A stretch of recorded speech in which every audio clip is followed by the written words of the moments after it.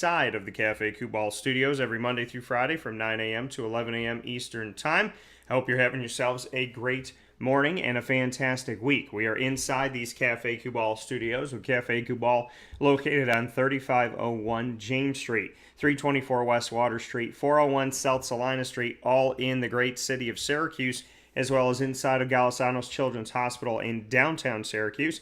And of course, you can go out to Manlius at 343 Fayette Street. You won't miss the building. It's the giant behemoth of a brown striped building as the entranceway to Manlius. I call it the Welcome Center. So go out and see Cafe Kubal there today with an expanded parking lot. You can also go and check them out at their drive-through location on the corner of Route 11 and Taft Road at Sweetheart Corners in North Syracuse. So, however you connect with Cafe Kubal, we appreciate it and we thank you so much for doing so.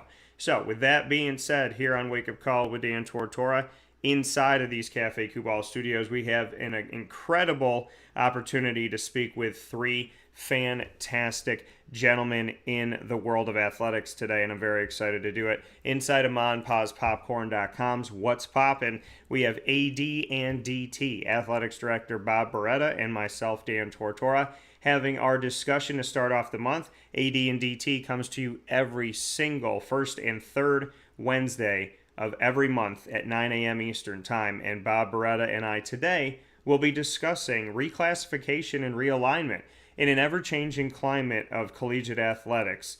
Bob Beretta and I will talk about the potential future, what LeMoyne is looking at.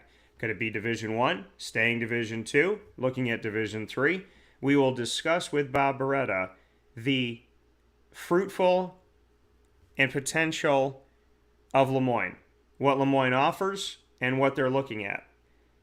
And if LeMoyne felt the decision by Oklahoma and Texas to jump the Big 12 for the SEC, if realignment and reclassification, if the ripples are felt all throughout. So we'll discuss that, how decisions made in the Big 12 affect LeMoyne in the Northeast 10 from Division I to Division II, and we'll talk about what the future looks like for LeMoyne, what it could look like for LeMoyne, and this is an exclusive.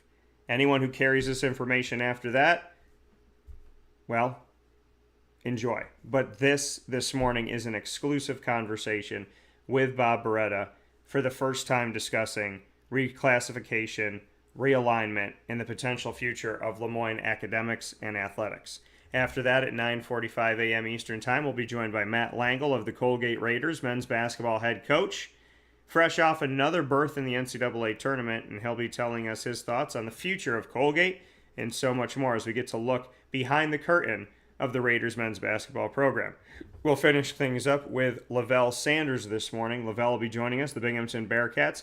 He was an interim head coach last season, and during the season, they made the right move and took that interim piece off, scratched that away, and he is the official head coach. Not only the head coach, but got a nice contract with a future and opportunity to build at Binghamton. He is a Seton Hall Pirates alum, and he is a former backcourt teammate of Shaheen Holloway, who had so much success coaching the St. Peter's Peacocks as the first 15 seed to ever advance to the nation's Elite Eight in the NCAA tournament.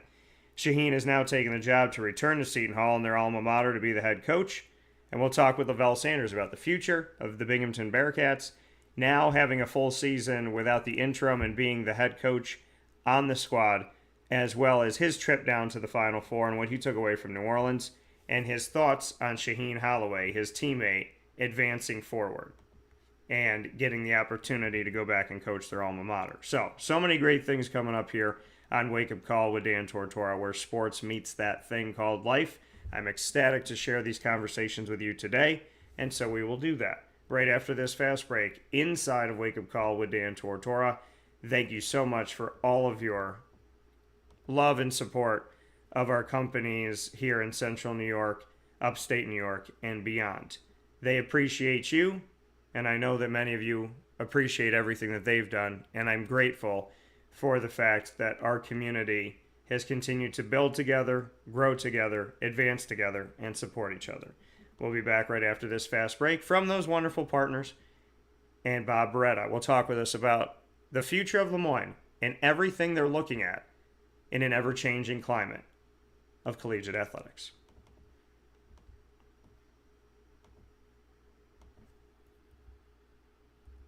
Carvel DeWitt, it's what happy tastes like. Do you know why? Because we make ice cream. Creamy, rich, flavorful ice cream. Not yogurt or iced milk like some of our competitors. Ice cream. Fresh, by hand, daily. For the calorie conscious, we have something new for you. Our new Carvelite. Same great flavor, creaminess, and texture of our regular ice cream with only 35 calories an ounce. So whether you want an ice cream cake, flying saucer, dasher, carvalanche, hard or soft ice cream, we will satisfy your craving with our fresh, handmade regular or new Carvelite ice cream. Carvel DeWitt. It's what happy tastes like.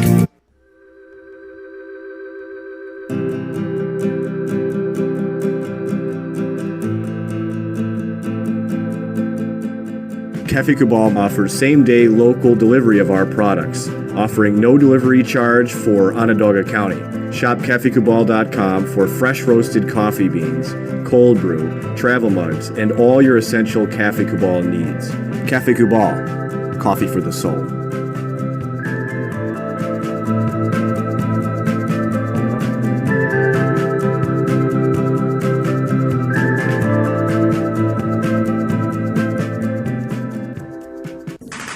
The Wildcat Sports Pub in Camillus, New York is located on 3680 Milton Avenue in the Home Depot Plaza. It is your family-friendly sports bar and restaurant. Folks, some sports bars aren't family-friendly. Some family-friendly restaurants are not sports bars. The Wildcat Sports Pub in Camillus, New York is proud to be both.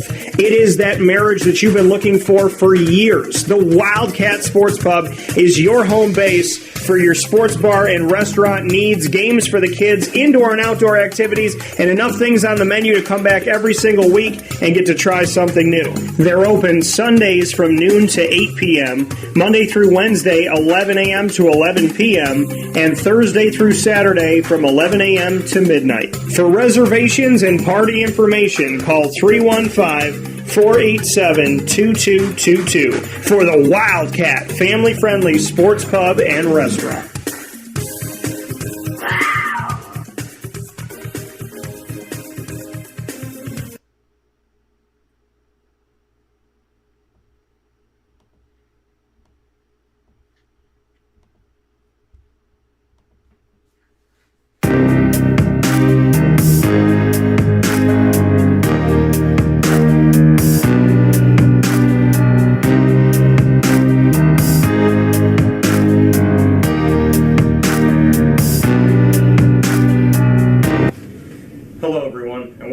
To an all-new edition of AD and DT, exclusively here on Wake Up Call with Dan Tortora in our multimedia marketing partnership. AD, Athletics Director Bob Beretta, myself, DT, Dan Tortora. Bob, as always, great to see you. Great to see you, Dan. Thanks for being here. Absolutely, and I am ecstatic to have a conversation with you because there's been so much success here at LeMoyne, and we've talked about Giving Day and just what has come from that, the goal of having 2022 donors for the year 2022, and that went over 3,000, over $1 million raised, a lot coming in here to athletics, and LeMoyne is ripe for evolution and progression, I would say, going through this. Yeah, it is. We're so thankful to our friends and family members and all those that have supported LeMoyne athletics and Moyne College over the years, and particularly with Giving Day.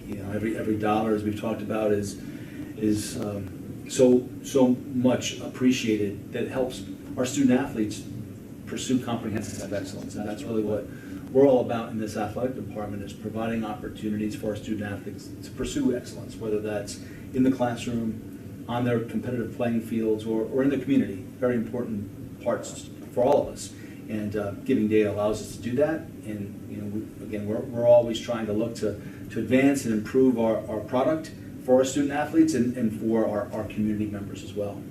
And being a Jesuit institution and being strong in faith and having that be a foundation of everything, you and I have seen, and the world has seen, that these Catholic institutions, these Jesuit institutions that have been so proud to celebrate their faith and keep it at the center, have had so much success, be it Xavier, be it Creighton, St. Brand, really this entire campus, to see that as a group that is connected through faith, we've seen so much success with these universities and colleges recently here that have the faith, have the teaching in the classroom, and then obviously Or the Franciscan groups in St. Bonaventure, my alma mater, and to just see a lot of these small private schools that are faith-based institutions experience success at the highest levels in the sport of basketball. It's been exciting, it's been invigorating, and they all have proud traditions in the sport of basketball, just like LeMoyne. You know,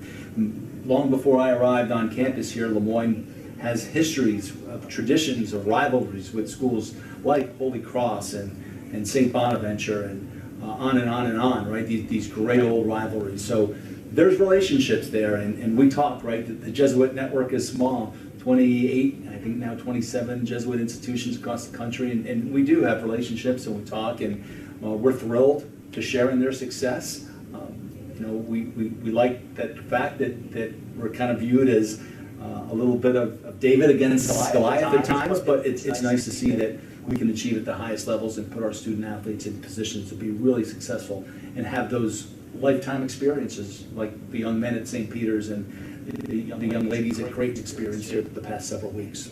Yeah, you know, and the Creighton Blue Jays, a team that's been on my radar for a bit, and I got to go see the men's side of it at the Big East tournament in the Garden, and to see their successes and what they've been able to do, perennially involving themselves in the NCAA tournament, and the women doing so well in the NCAA tournament on their end. Creighton has definitely been a spark, and with the Catholic Seven and what they were calling themselves when they shifted out of the old Big East and took the name, took the logo, and created a new Big East, Creighton was asked to join that. And I think that's really a beautiful thing to have these faith-based schools say, okay, Creighton, why don't you be a part of this, and look at how successful they've been. Yeah, no, it's been fantastic, and you know, our student athletes see that too and say, well, you know, why can't that be us, or why can't we do those kinds of things? So it's invigorating, like I said before, and to see a semifinal matchup of St. Bonaventure and Xavier at the Garden back in late March was fantastic to see that. I'm a Bonaventure graduate, so of course I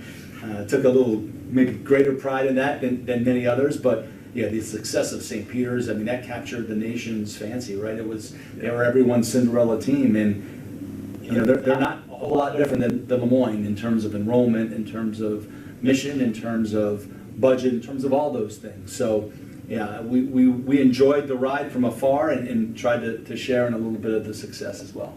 And St. Peter's MAC school, and seeing them in the MAAC, a conference that, like you said, the why not us, why can't we do this, you know, why couldn't this be us from the student athletes? St. Peter's had that same notion, that same feel, faith-based in the MAC, and to elevate themselves as the first 15 seed ever to make the Elite Eight. Such an incredible story that begs the question of, you know, schools that have this base and have this foundation and have this love for athletics. Why can't a LeMoyne go there? Why can't St. Peter's do it? And St. Peter's said, it's not why can't we did. So that's incredible. Yeah, you know, I think it's part of my job as the athletic director, but also all of us here at LeMoyne. We're constantly evaluating opportunities. You know, we want to put ourselves in the best position to be successful and to consider any opportunities that might come along. And this is a very dynamic time in college athletics right now with the rewriting of the NCAA Constitution and now a flurry of realignment and reclassification. And you know, we're going to explore everything. We're going to take a look at all opportunities, and I think we would be doing a huge disservice to our community, our stakeholders, and our student athletes if we didn't explore every opportunity out there. So LeMoyne is taking a look at things. We're looking deep and hard at possibilities that might present themselves in the next several weeks or several months, and that could be reclassification. It could be a shift in divisional alignment. It could be you know, the fact that we decide, hey, this is a perfect fit for us right now in the NE10. We looked at things and decided this is a great place for us. So again, I think that's you're in that constant state of examination. I think that's where we are right now as an industry, and I feel like we've done everything. We'll continue to do our due diligence, explore possibilities, and be prepared to react accordingly, right? Be nimble, be adept, and be ready to shift and adjust if an opportunity presents itself.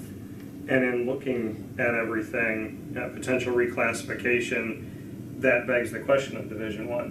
Yeah. What can you say to that respect? Well, again, we're looking at everything, and we're going to look at feasibility of a Division I reclassification. We'll take a look at the feasibility of a shift to Division III. We're taking a look at, hey, maybe this is right where we belong, right here at Division II. And LeMoyne has done this previously, I think 3 times in the past 10 or 12 years, as recently as 2017, went through a discernment process and decided that, hey, this is the best fit for us right here at Division II in the Northeast 10. I know a similar study was done in 2010, but the landscape changes daily right now, and I do believe that even though we've gone through 2 of these similar processes in the past 10 or 12 years, with the dynamic state of collegiate athletics, that pretty much dictates your movement, right? It's not that, oh, we did one of these 5 years ago, we're good. Yeah. No, I think that you have to remain nimble. You have to keep your ear to the ground. You have to be aware of opportunities. The landscape changes daily, as we've said a couple times here already today. So we need to continue to evaluate and reevaluate on a daily basis and be prepared to shift if we decide as an institution that a shift is in the best interest of this college and it's in alignment with the mission of the college. I mean, anything that we do in athletics must be in alignment with the mission of the college. I mean, I've said this many times, that athletics might not be the most important thing. It can't. If it's the most important element of an institution, then you have misalignment. Right? We are always going to be aligned perfectly with the institutional mission. But athletics provides great visibility. With great visibility comes great opportunity. And with great opportunity comes tremendous responsibility. We take it very seriously. That's why we're looking into things right now. You know, and as you go through the process, like you said, LeMoyne has been in this process 3 times in the last 10 to 12 years.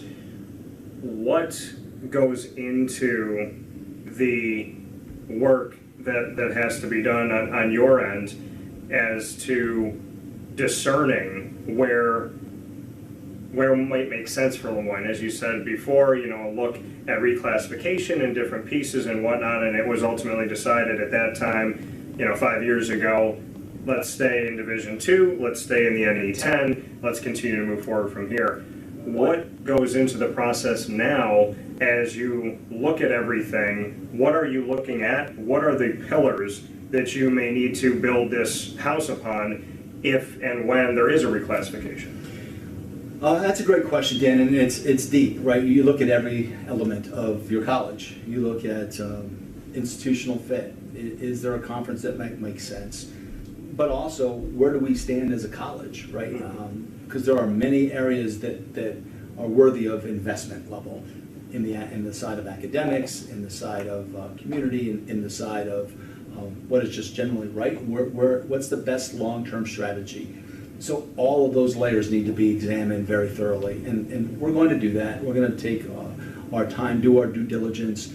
The president, the board of trustees, the faculty, very important part of all this, the faculty senate, everyone will be involved. This will not be a decision that's made by the athletic department, certainly in a vacuum. It's not going to be made by the athletic department. You know, we'll have the opportunity to discuss and have input and feedback, but ultimately any realignment or potential reclassification would come after hours and hours of discussion, of dialogue, of examination, looking at the financial aspect, and is it best that we invest in this area as opposed to that area as an institution? What's our strategic vision? Where does it fit in our strategic plan as an institution? Do we want to leverage athletics? Where do we want to leverage athletics? So many layers. A college, an institution, university cannot run into this level of decision without great thought, without great examination, without great discernment, and at the highest levels of leadership. And that's where we're at. That's the process that we're going to follow. And we'll see what happens at the end of all those conversations. And then ultimately, we could decide that this is a great fit for us right now, and we want to remain in the Northeast 10 Conference. And very well, that could be the decision, that this is a perfect fit at Division II.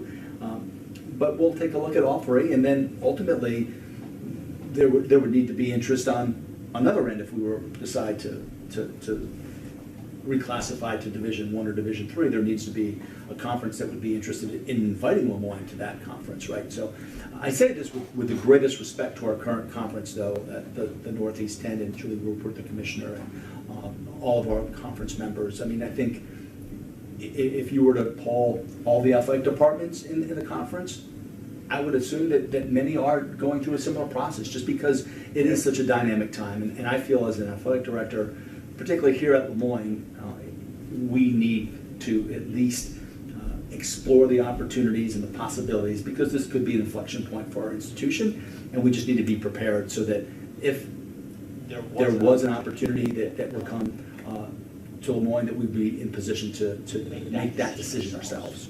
Yeah, and we look at the Northeast 10 and Merrimack and what they were able to do and to reclassify themselves as Division I. We know that Stonehill is making that move. So this conference is in a place where this is not an atypical situation. This is not something that they have not been used to seeing, that the colleges and universities from within the Northeast 10 have not only made the case, but some of them have made the jump.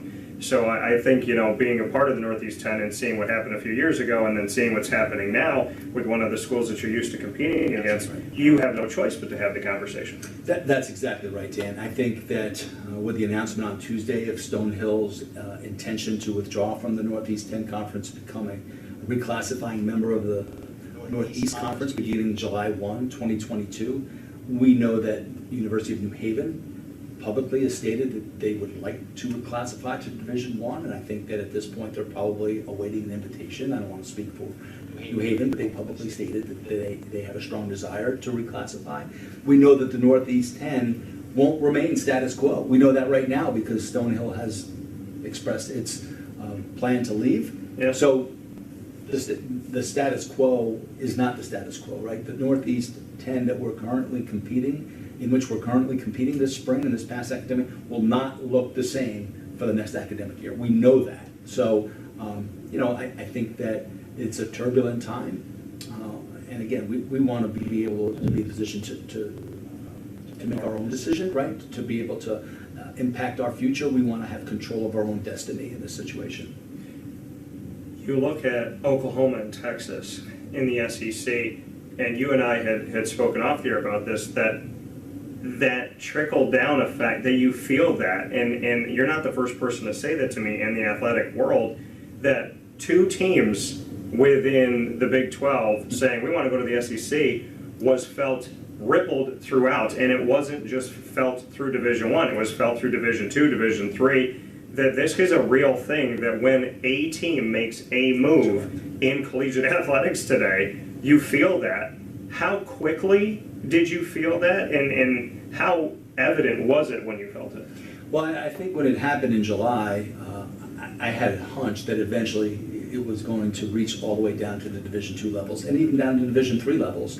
There was just this layering approach, and you could start to see the dominoes take shape as they started to fall during the fall with football schools and the FCS schools that might want to jump up to the FBS level, and Division II reclassifying schools. We know several have, in the past several months, have already expressed their commitment to reclassify, whether that's Lindenwood, right? We know that Queens is exploring it. There's been several others. Southern Indiana University has stated that they're going to reclassify next year. So you start to see those ripples, and it does. It reaches all the way down to the Division II level. And so we kind of knew that there was going to be a domino effect, and then when all the music stopped, that the chairs were going to shift around, and it was going to reach the Northeast.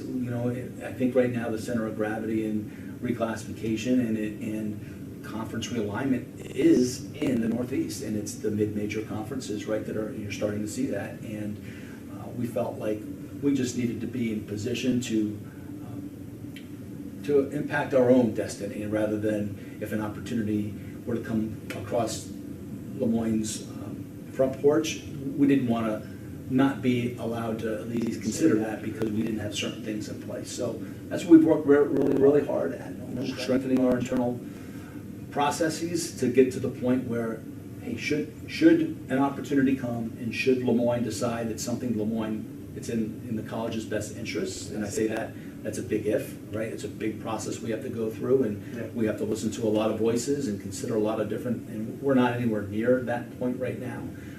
But if something were to develop, that we'd be able to act and be the controllers of our own destiny, as opposed to someone saying, well, you're not in position to do this right now. That's what our focus has been and will continue to be, and quite honestly, it'll be, that'll continue to be the case, whatever we decide right now as we continue to evolve, right? We have to always continue to evolve and improve and strengthen our foundational base and be as an attractive institution, not only for potential student athletes, but also for our entire community, our alumni, our fans, and all those that have a vested interest in LeMoyne College. Yeah, and when you look at this effect, this cause and effect, Oklahoma and Texas as the example, so they jump out of the Big 12, right? They go to they say we're going to the SEC. Then the Big 12 goes to the American and says, okay, we're taking Houston, UCF, and Cincinnati. Then the American goes to Conference USA and says, we're going to take 6 of yours. And then Conference USA has to bring in. And so there is a need for Division II institutions to come up because the Division I conferences want to last. And there's some conferences within Division I that are saying, okay, well, with all this movement and these musical chairs, as you said, they need teams to come up. UNC Charlotte a few years ago, there's teams that there's schools that have said, whether we're ready or not, we need to get ready because they're going to call somebody. And when they call maybe us or we make that phone call, we want to be prepared. Like you said, whatever decision we make, all the ducks need to be in a row, the portfolio needs to be in place, the conversation needs to be there so that you can be in control of your destiny and say, yes, we're going to reclassify, or no, we're going to stay where we are, because we live in a world where when conferences are poached, they need to reload. And in reloading, they have, in recent history, in the last decade, looked to Division II and said, who's coming up?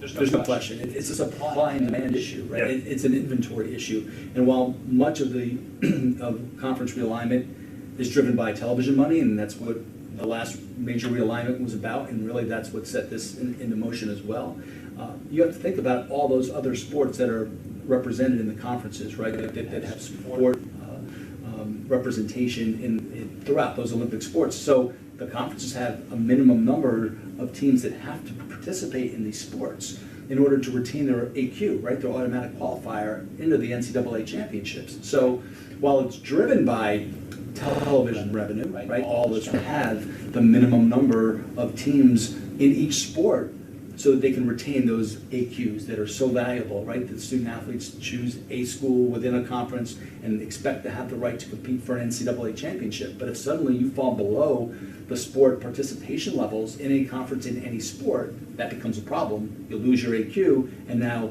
you have some conference members that probably aren't real happy that now you no longer have a direct route to the NCAA championships. Yeah, I mean, as simple as having to go and ask the NCAA for a waiver in order to have a championship game within conference.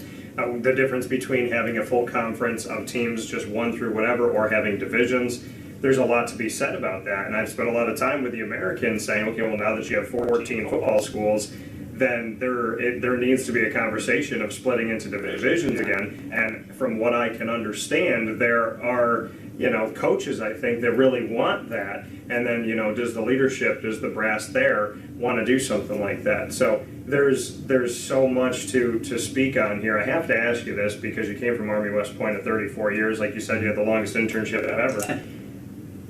When you came to LeMoyne, was this a top of mind, back of the mind? Hey, if I come to this institution, I can see them because you've lived in the world of Division I and you understand it. You understand movement and realignment as well. Because so many things had already hit your desk, when you were envisioning yourself here at LeMoyne, did you have the notion of, hey, I can come to an institution that's maybe LeMoyne, maybe it's somewhere else, and as you look around the landscape of the country, this was advantageous because you saw that there could be an evolution here? Yeah, great question, Dan. And even at West Point, right, we had several opportunities to leave, and we did at one point in time, right? In the late 90s, we joined Conference USA. We were in that conference for 7 years, then decided to realign back as an independent and pull out of Conference USA. And then subsequently, I can tell you several opportunities to leave the world of independence while I was at West Point even. And my guess is that it happened again this fall, I would expect, because for many different reasons. Army was a very appealing candidate for conferences, from its national following, television audience, rivalries with Air Force and Navy, on and on and on. So there are opportunities at Army, and really no different than what we're doing here at LeMoyne. We were doing at West Point, keeping our ear to the ground, trying to understand, trying to project, trying to anticipate, be nimble, be adept, be ready to shift, and then be in a position to control our own destiny, right? It's nice to be asked and then have your own opportunity to say yes or no, or we're comfortable where we're at. And that's really where we built the Army program to. And here at LeMoyne, I will tell you that during my interview process, I knew that there was going to be a conversation about fit. About, is this the right fit geographically? Is it the right fit from a divisional standpoint? All those things we were going to take a look at eventually, at some point. Was it a driving factor in the choosing to come to LeMoyne and the LeMoyne folks offering me that position? I can only speak to me. It was something that I was excited about being part of. And do I see potential here for great growth? Absolutely, I do. Is it the right fit at the right time? I don't know that. You know, we're going to go through this process and be very careful, very diligent, and it'll be a collaborative effort across all channels of the campus, from the faculty, the president, board of trustees, our leadership groups. We'll have as much dialogue as we possibly can. So it was something that I knew that we would probably take a look at and examine, because quite frankly, I mean, a good athletic director right now needs to be prepared for those things, right? We need to be prepared for any possibility. And I think our staff here has done a tremendous job in working together to try to strengthen some of the elements that we focused on here the past 6 to 8 months, to put us in a position to perhaps consider an opportunity if it comes. Perhaps we won't, but we're going to have, I feel really strongly that our leadership will be in position to make that decision, as opposed to having somebody else make that decision for us. You know, and I think looking at the grand scheme of things and all of this, there's over 30 conferences in Division I. So when we talk of the Northeast, there are, you know, a lot of things that can make logistical sense if and when there was to be a conversation about it, which I think, yeah, there's a lot of value to that. And one of the things I tasked myself with, and it's funny because I was thinking about this morning actually before we had this conversation, is I love to get to know as many schools as possible, and I love to get to know where they're from and what they're about, and something that, you know, makes them memorable to me.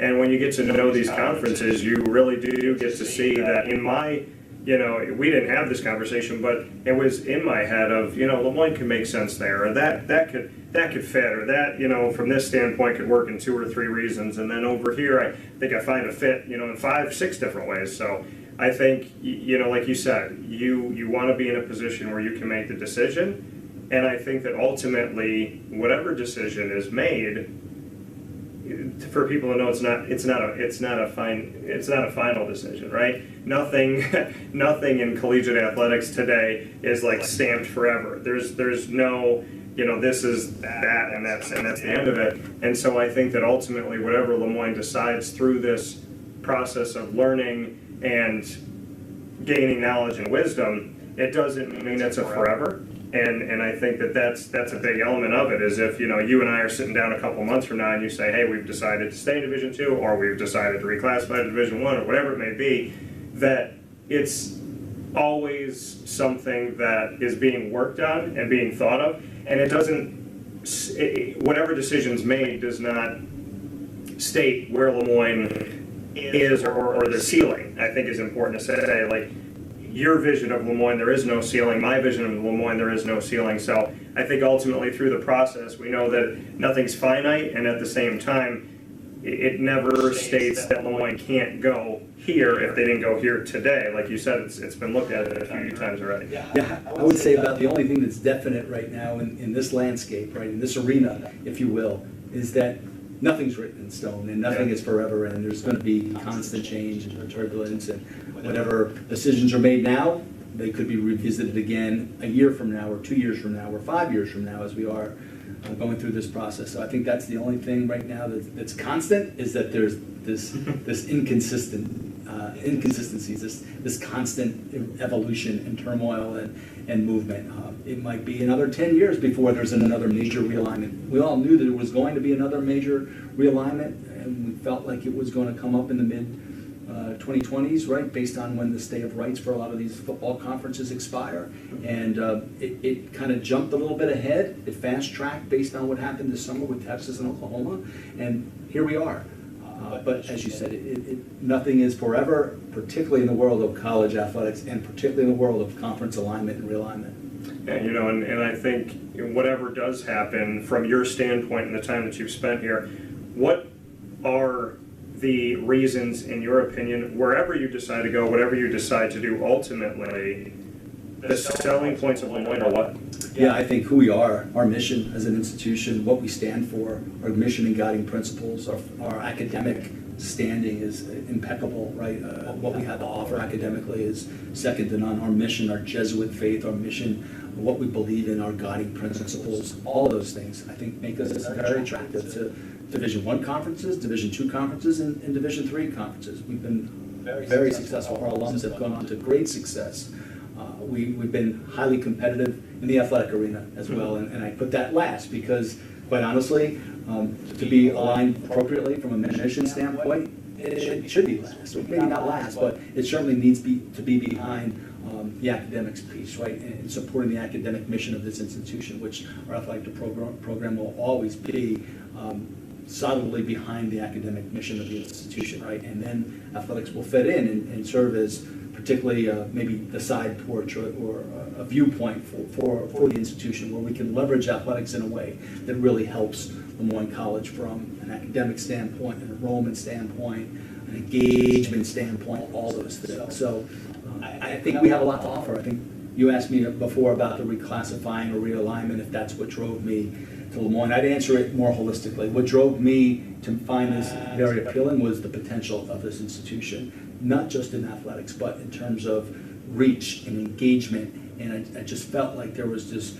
tremendous opportunity out there to expand our footprint, to tell our story. And that's because of the great work that was done by Matt Bassett and his staff in athletics, but also President Lemura, the academic side, how they've grown the business school, Jim Joseph, the dean, what they've done with the Madden School and Miguel Wells and the nursing program here. I could go on and on and on, but it's about what this institution has been, what it is now, and what it can become. And it's much greater than just athletics. It's a holistic look at what this institution stands for, the mission, and what it can be. That's what I talked to our staff about we need to be very mindful of who we were, obviously who we are, but we also need to be very mindful of who we can become, who we can be. And right now, to me, there are no limits. This is a limitless potential here at LeMoyne, and that's what made this a very attractive job for me. I think that could be a very simple but deep statement, maybe a new tagline: LeMoyne is limitless, to have the two L's there. So a lot to be had. We all know that the beautiful month of July is always the one that people circle when it comes to reclassification and realignment. So the next few months will, I'm sure, be very busy and very, fruitful in the world of LeMoyne College. And you could be sure that Wake Up Call with Dan Tortora and Dan Tortora Broadcast Media will be first on the scene with anything that happens here in the movement or staying of LeMoyne where they are. Whatever I know about LeMoyne and up to this point and what I've continued to have constantly referred back to me, who is so deep and rich in the academic tradition. My dad's proud to be an alum of here, and on the athletic side of it, you don't just bring in student athletes and coaches that are competitive and good. You bring in people that are good, genuine human beings, and in the world of, in the game of life, they just bring so much more to the table. The stories we've gotten to tell, there's not a single person that's been on AD, and you and I talking an AD and DT and then Dolphin Dive, there's not a single moment, conversation, topic, or person that I've sat with where I haven't been moved by something that made them uniquely who they are. And I think LeMoyne should be very proud of the fact that whoever gets to connect with LeMoyne College, whatever conference that is and continues to be, whatever division that is and continues to be, for me, you're getting an institution filled with people that care so deeply about each other. There's such a feeling of community, and they say wherever you go, remember who you are. And I think LeMoyne's done a fantastic job of being who you are and being proud of that. And I think that should be advantageous to any conference or institution that I know of, to give a look at LeMoyne and to really sit down and to get to know the people, because the benefit of anyone working with LeMoyne is that it's going to make them better today and tomorrow than they were yesterday. And I'm not saying that to say that, I'm saying it because I know it. Yeah, well, thank you, Dan, and it's important. Right? LeMoyne about people. We're special people here. The other piece that attracted me was the opportunity to work with some fantastic individuals, from President Lemura and her leadership team, and Tim Lee and Bill Brower and Roger Stackpool and that whole leadership team. Right? Just fantastic leaders of this institution. So when you think about limitless potential and the ability to work with elite people, very attractive. It attracted me, and I think that would be very attractive to any conference, whether that's a Division II conference, whether that's the Northeast 10, our current home, and we're in good standing with our current conference, and any other group that might want to pursue an association with LeMoyne. LeMoyne is something that is greater than the name, it's greater than athletics. We stand for greater things, and I love being at West Point because we stood for a higher mission, and I feel like here at LeMoyne we also stand for a much higher mission. A lot of excitement coming up for the Finn family, and as always, an AD and DT for Athletics Director Bob Beretta and myself, Dan Tortora, in our exclusive multimedia marketing partnership. You have a spotlight here on LeMoyne like you've never had before, and we are more than proud to tell the stories. We've only just begun. So for AD and DT, we thank you for watching and listening every first and third Wednesday, and of course, Dolphin Time is every Wednesday at 9 a.m. Eastern Time, exclusively on Wake Up Call. Bob, as always, fins up. Fins up, Dan. Thank you. Thank you.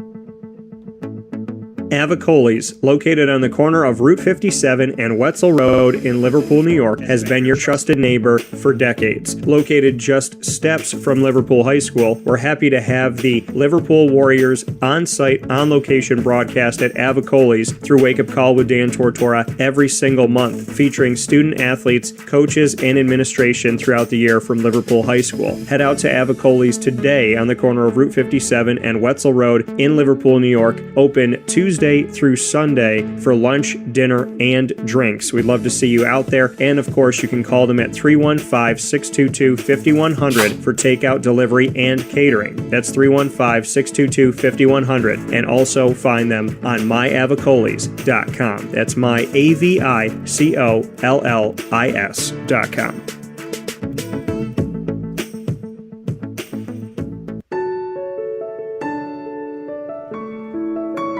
Having peace of mind when you're out of town that your furry-loving friend is safe and sound means taking them to Canine Campground, because we all know that when it comes to the love of our pets, it goes well beyond the call of duty to make sure they're safe and sound. Right, Lily? So take a ride to 242 Johnson Street in East Syracuse, New York, and see Canine Campground and where your dog will be staying, in the classic cabin, the executive cabin, the grand cabin, or of course the luxury cabin, because if you know Lily, you know she loves luxury. Now you don't have to wait to the last minute to find a family member or a friend that'll take your dog for a few days. Call Canine Campground at 315-299-4013. That's 315-299-4013. Their drop-off and pickup times are Monday through Sunday. Check K9campground.com for more information. That's the letter K, the number 9, and campground spelled with a K.com. K9campground.com. When you're going out of town, bring your dog to Canine Campground.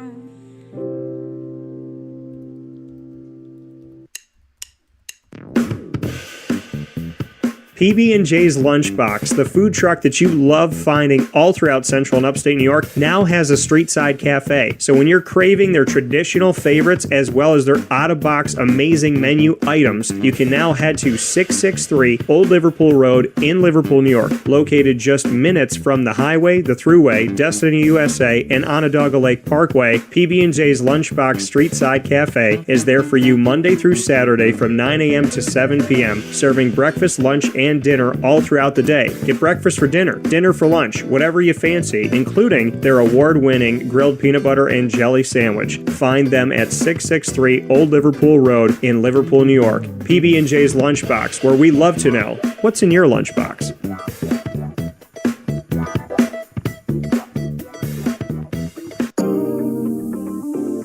As a patient, what do we want?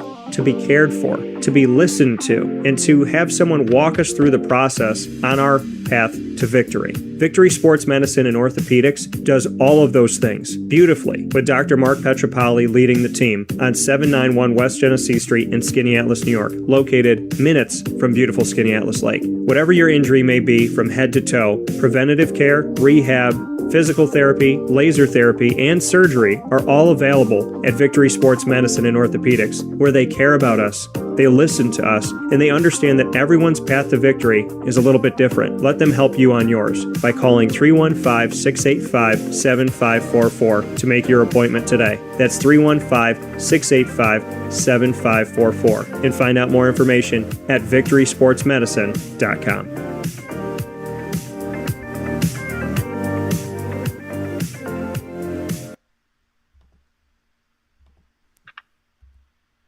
Welcome back here to Wake Up Call with Dan Tortora from inside of the Cafe Kubal studios.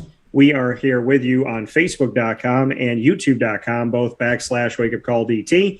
And of course, you're listening worldwide on mixlr.com/Wake Up Call DT and on wakeupcalldt.com's homepage. With that being said, we're picture in picture here with Matt Langel, the head coach of the Colgate Raiders men's basketball program for D1, fresh off their advancement into the NCAA Division I men's basketball tournament here for 2022.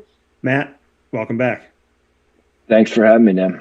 Absolutely. And Matt, first and foremost, for you to look back on your history and where you are today, I've obviously, seen that in the past you talked about that, you wanted to play and it wasn't a thought in your head to be a coach. Now you've had so many years under your belt. When you look back on your playing days and obviously wanting to continue that, and now that you have been coaching, it may have not have been the original plan, but what do you think about it now that you've done it and done it successfully for so long? Yeah, I mean, I'm the type of person that I never really look back. So yes, we're all a residue of our experiences. And so I think, I rely on those playing experiences often, and as I reflect back, I continue to try as a coach to remember what it was like to be a player, because I think that impacts your coaching. The further removed we get, the more we think, like our generation, and mine's getting, further and further removed from the young men that I get to coach. So I try and reflect back to, those times as a player and things that you're looking for in a coach while you're, trying to be challenged and work with a group of guys to, achieve a common goal. I certainly, those are some fond memories, but we've also been able to build fond memories now as coaches, and I'm extremely proud of that. And we look back on this history of coming to Colgate in the Patriot League back in 2011-12 and seeing an 8-22 record advance all the way through to where we are now in 3 of the last 4 seasons. And obviously the one season that's not was the COVID year where you played less games, but 24-11, 25-9, 14-2, and 23-12 in these last 4 seasons. What is happening at Colgate under your leadership, in your opinion, that has created sustainability and success? Because we've seen teams make it and then drop off, but in these last 4 seasons, we've seen kind of the evolution from when you came in 2011 to this consistency here in this bulk of work. Where do you feel that comes from, in your opinion? Oh, I mean, if there was an exact recipe, I could write a book about it or bottle it up and sell it, and then I wouldn't have to work anymore. So I don't think, even for us that have lived it and experienced it, that there's, an exact thing that you can put your finger on and say, this is it, this is the ticket. I think it's a culmination of a lot of things. The first one, it's cliche for coaches, but you work to build a culture and expectation, a system, so to speak, of the way things are done. And so, it takes time. That's not an overnight thing to get that in place. And so, we did win 8 games in year 1, and then I think it was 10, and then maybe 13. And I think in year 4, we got to 15 or 16. If my memory serves me correctly, which was second place in our conference, which was kind of knocking on the door. I think that all of those guys, the players who were involved in that and committed to it, and the staff and the administration, like that kind of set the table, built the foundation, so to speak, of what it was going to take. But we didn't win a championship, and some of our guys that had been there, they graduated and they left. And so then you bring in some younger guys, but I think that foundation was there. It was never like we had to reconstruct that foundation. And then that next group, it went back to, I think, 10 wins, and we started to ratchet it back up to the point of, we lost in the championship game against Bucknell. That was the first of 5 consecutive championship games. And we felt like, hey, we're knocking on the door. And so, that group was able to stay together, and there was some consistency, and we won the next year. And so it's just kind of built from there. And now, you want to continue, now that you have expectations and a culture and established confidence that, I think it's earned. You can have 2 kinds of confidence. Like you can just, have a bravado, like I'm the best, but there's no evidence of it or nothing to kind of, rely on, or like our guys, they've earned the level of confidence that they play with, that they work with. And so, they know what it takes because of the experiences they've had, and that's passed down a little bit now over time. And so hopefully, as we continue to move forward, that we have enough guys who are kind of stepping up into the vacated roles and, continue to knock on the door. It'd be foolish for any coach or any leader of an organization or program to think that you're just going to continue to win every single time. But what you want for your program is to be in position to compete for those championships, to compete for those opportunities. And again, we feel good about what we've accomplished and what we're going to try and continue to do.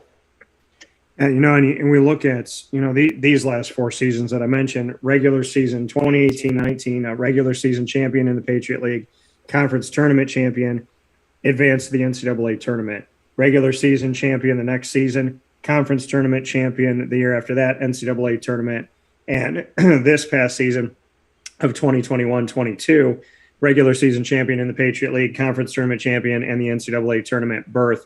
3 NCAA tournament berths in the last 4 years says a lot about building that consistency and that culture. And I know you said, if you could bottle it up, then you could just write a book and be done with it. But when we see Colgate more often than not, 75% of the time in recent history, making it to the NCAA tournament, there's a statement, in my opinion, being made about who the Raiders are and what the expectations are. So I would love to get your thoughts on that as the leader, that Colgate is not one of those, oh, wow, they made it, that's great. It's, every single year they're going to push, like you said, in the conference tournament of the Patriot League, and you're going to try to represent that league well inside of the NCAA tournament.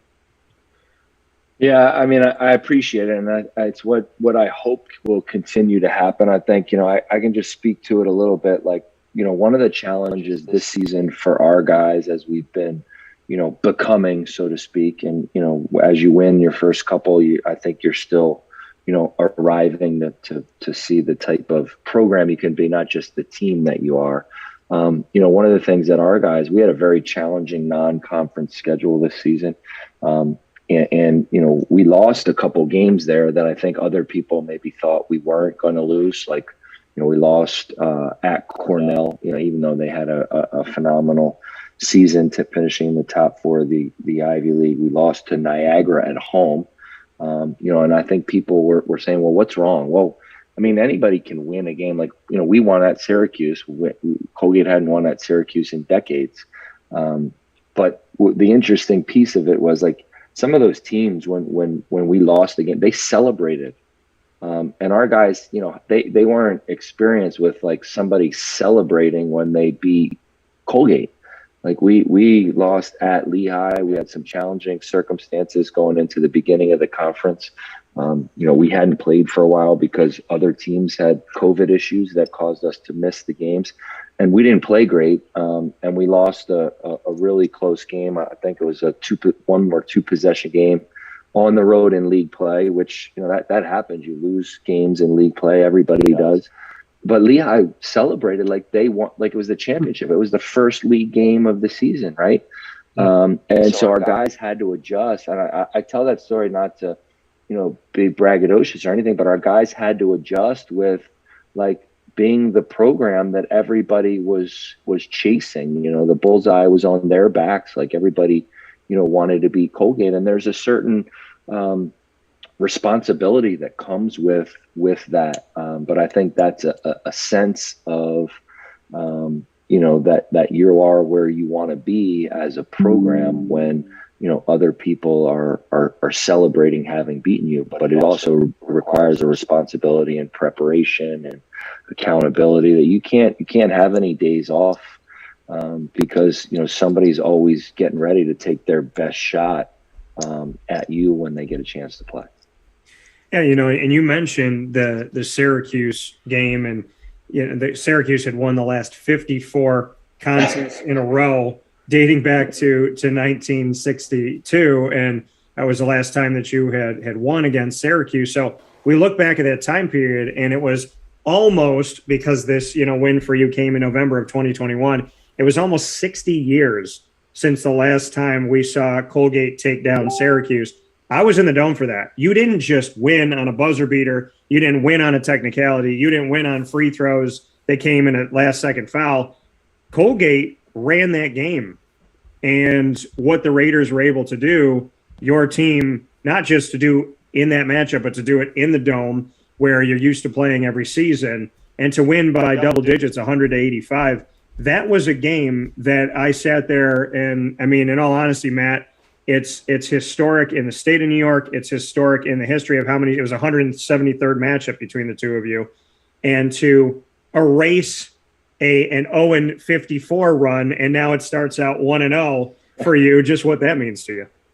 Well, I mean, it means a lot in that, I mean, obviously, and I've been, here at Colgate now, we're going on 11, this is my 11th season. Yeah. You start to learn history and tradition and rivalries, and so it meant a lot to me because of how much it meant to Colgate and Colgate people and alumni and and former players, and just spanning generations. I think it connected a lot of people. It also meant a lot for me because we had a pretty experienced group, and as we set out trying to establish goals and benchmarks on a season of things that you're trying to achieve. One of those things for this group was, to win some of those games. Nobody grows up dreaming of playing at Colgate. Everybody grows up with dreaming of playing in the ACC or the Big East or the Big Ten or whatever it might be.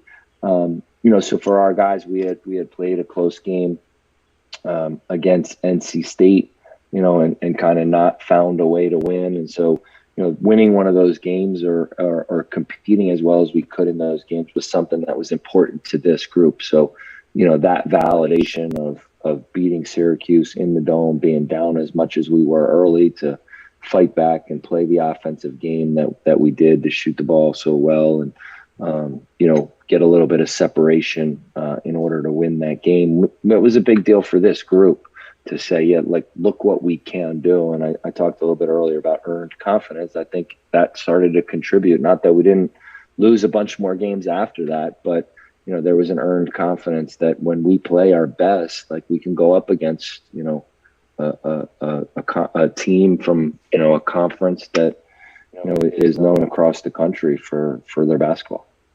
Yeah, and you had made mention of it is, taking a look at the fact that some of these games that you had put yourself up against, second game of the season, when you went to NC State and Raleigh, North Carolina, and lost to them on one possession, 77-74, and pushed them in that. I mean, that came just a few games before your Syracuse matchup. So there's that test, right? You tested yourself with St. John's and Vermont, a team that made the tournament, tested yourself with Pitt and lost to Pitt on the road by 3. And so, when I look at the season, it's like, yeah, the win over Syracuse is great. But what I see more than that is that this was a team that you were really testing to see, hey, looking down the road, we win the Patriot League, we go into the NCAA tournament, we're going to see some of these teams from around these countries, around the country from some of these conferences. And I think that having that desire, that fight, that confidence, and that want to test your team, I think, testing their mettle obviously says a lot about you as a coach and your belief in them. And it also says a lot about your intelligence of the game itself. So just to speak to that, even in a loss, just how important it was for your team to see where they stood against the Pittsburghs and the NC States and the Syracuses and Vermonts and so forth. Well, there's a few things that go into building a schedule. I think first and foremost always is you're trying to prepare your team for conference play. So like you said, you want to learn about yourself as much as possible. And some of that is learning how to win. Some of that is challenging yourself against, taller, longer, more athletic teams, who are gonna present some challenges in the game that you otherwise might not face. And some of that is, for me, in addition to preparation, we also coach memories and experiences.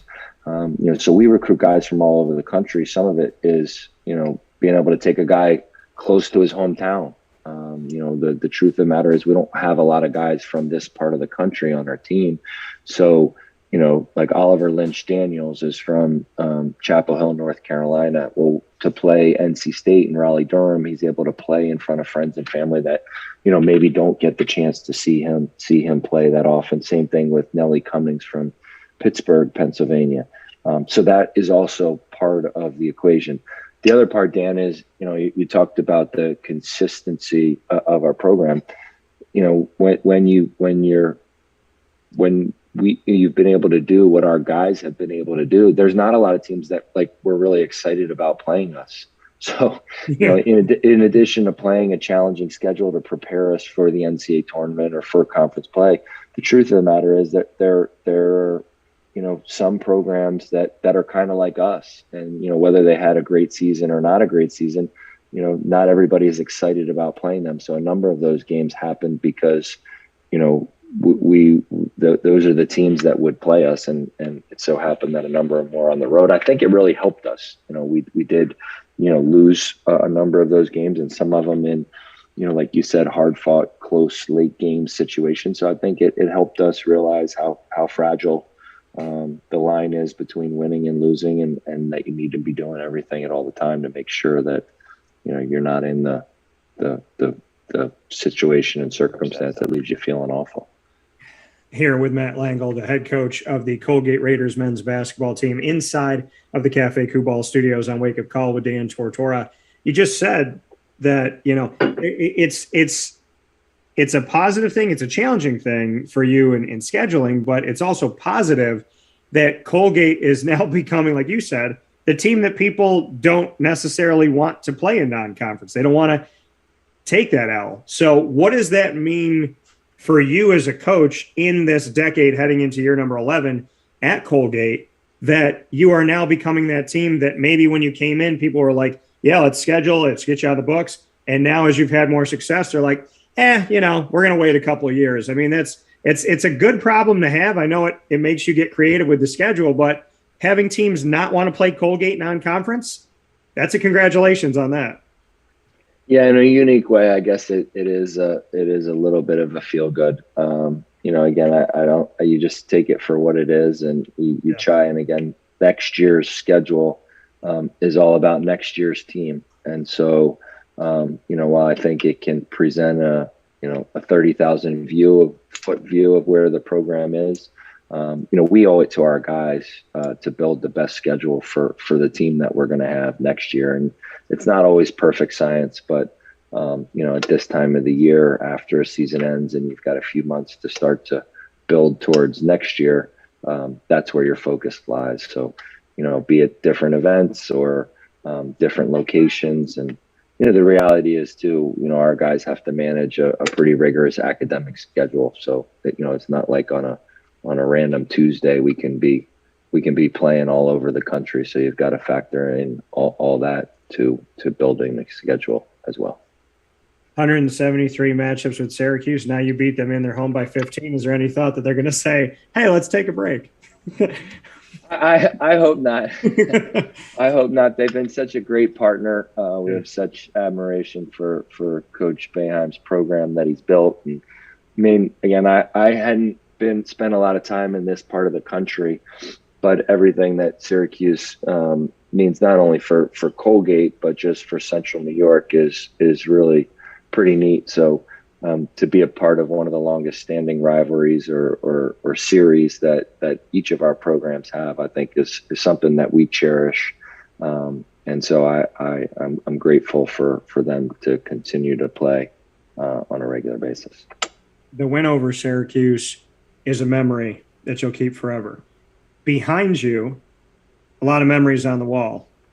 I got to ask you why, you've chosen maybe some of those pictures, because on long days, on trying days, on moments where maybe adversity strikes in such a big way, we have reminders, at least I do in my office, my studio, my home, that little notes to remind me or pictures to tell me or something I wrote down to help me to reflect on that moment and know who I am and remind me of who I am and what I'm doing. Is that collage behind you significantly a reminder to you of when the days get tough, look at what we did? Yeah, I mean, I don't think it's a reminder for the bad times. It's just there are a lot of stories in those photos, being them, great wins or championships. I mean, my family is in and out of those different photographs. I think that images are important. And I've got a cinder block wall back there that isn't so nice looking otherwise, that you got to cover up. So, I'm thankful for our graphic design people at Colgate that kind of put some images together and created them in some ways that you can hang them on cinder blocks. And yeah, it's just people and experiences that you want to, keep present, because they represent, a lot of great moments and hard work and things that a group has accomplished together. So yeah, just some of my favorite moments over the times. And we look at New York State and we look at, what you've done at Colgate, and we talk about making the NCAA tournament 3 of the last 4 seasons. We see that. And then we also, look at the fact of what St. Bonaventure did a few years ago, what they're doing now in the NIT, what Syracuse has done many years, what Binghamton is doing with Levell Sanders and whatnot. When you look around the state of New York and, the history of St. John's as well, what can you say to that? Do you ever feel a part of the brotherhood? Do you kind of see, St. Bonnie's advancing in the NIT and hoping the best for them? I mean, the state of New York, a lot of times the focus has been on the big, block orange S, but what you've done at Colgate and what we've seen at Cornell and what we've seen in Binghamton as they're trying to work forward, and St. Bonaventure's and whatnot, there's a lot to be stated about the fact that there's not one team in the state of New York to focus on, and consistency, like we talked about before with you, is happening. So do you feel a sense of pride when you see a team like Bonnie's be where they're at right now? Well, I mean, as a state in whole, I think our state is very spread out, and the basketball is wide ranging. So, I don't know if there's necessarily, that brotherhood. I coached in the Atlantic 10. Coach Smith invited me up. He has a nice Coaches versus Cancer golf outing in Olean, which just raises a lot of money, with their great fan base. So, I was able to see them. So for sure, when they, have had a couple of the seasons that they have, and then, dealt with some adversity this season and have rallied to get this far in the postseason to go to New York City. Yeah, you absolutely, cheer for those in the business that you've gotten to know, and that St. Bonaventure program is one of them. The teams that there's so many teams in the state of New York that, we don't all play against each other, or even see each other because it's such a wide ranging span. But those that you do know, you're certainly pulling for, and, those that you get to play, in the past, we've played Cornell year in, year out for over a decade. So you are rooting for them and following them. I could say the same for Coach Paulus at Niagara. We've had a series, in the years where we played Albany or Siena. You certainly follow the teams that you have been on your schedule and are certainly pulling for them over the course of that year. We'll look back on this season before I let you go, Matt, and reflect on the fact that you had only 2 losses in 21 games leading into the NCAA tournament. Those 2 losses coming in conference in the Patriot League by 4 points apiece, a total of 8 points. 2 losses in the first 6, and then 15 in a row after that, running through the 3 games of the Patriot League to win the Patriot League championship. This season, 8 points away from being perfect in the Patriot League. Just, what you can say has gone into that much success, and then getting to see those teams again and righting the ship and whatnot, and then heading into the NCAA tournament with one of the hottest streaks in college basketball at the time. Yeah, as you look back at it or pull up the schedule and highlight the wins, it looks really cool. I don't know how else to put it.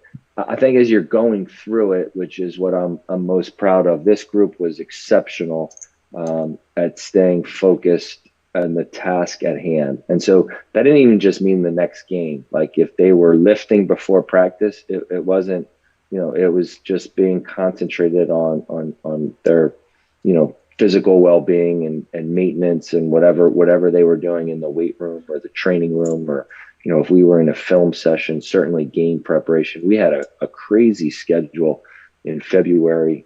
Again, some aftermath of some COVID from some of our competitors in our conference. We played Saturday, Monday, Wednesday for 4 straight weeks. Most college coaches, when you have to play 3 games in 1 week, it's really worrisome, because like how are you going to prepare for all those games and rest and be fresh? We did it for 4 straight weeks. And so, that it's just a testament to our guys of, their focus on the task at hand. And so, as I reflect back to that conference season in 16-2, it's absolutely a remarkable feat. Because, it's certainly never been done before here. I don't even know if there's another team in the United States of America, to include the NBA teams, that played, more games in that window. And so for our guys to do it without losing focus, without skipping a beat, being able to keep winning, was really, amidst all the other things they accomplished, that was a remarkable feat. How much of that did you see in them when you recruited them? And how much of it pleasantly surprised you that, you can practice, you can give them what they need to look at on film, you can give them a regimen of different things that they need to do to work out and be ready, but there's always going to be a level of personal responsibility, right? A level of how much do they want to push themselves when coach isn't looking and you're not around. So did you see that in them when you brought that in? Or have you pleasantly just kind of looked back and said to yourself, wow, I thought these guys would take care of business, but they've gone, above and beyond, and really in their small, tiny window of free time, we're doing things that you commend them for? Yeah, I mean, it's a huge part of recruiting, obviously you try and evaluate, skill and talent and athletic talent, and how it might fit together within your program, at your institution. But you're also trying to evaluate the intangibles of that affect winning. But you never really know. I think that we're at Colgate, we're really fortunate to recruit guys, that for almost all of them, I would say they come from really strong backgrounds where they've had great mentors, great parents, people who have guided them about things other than, or in addition to athletic achievement. So they're very well grounded and value the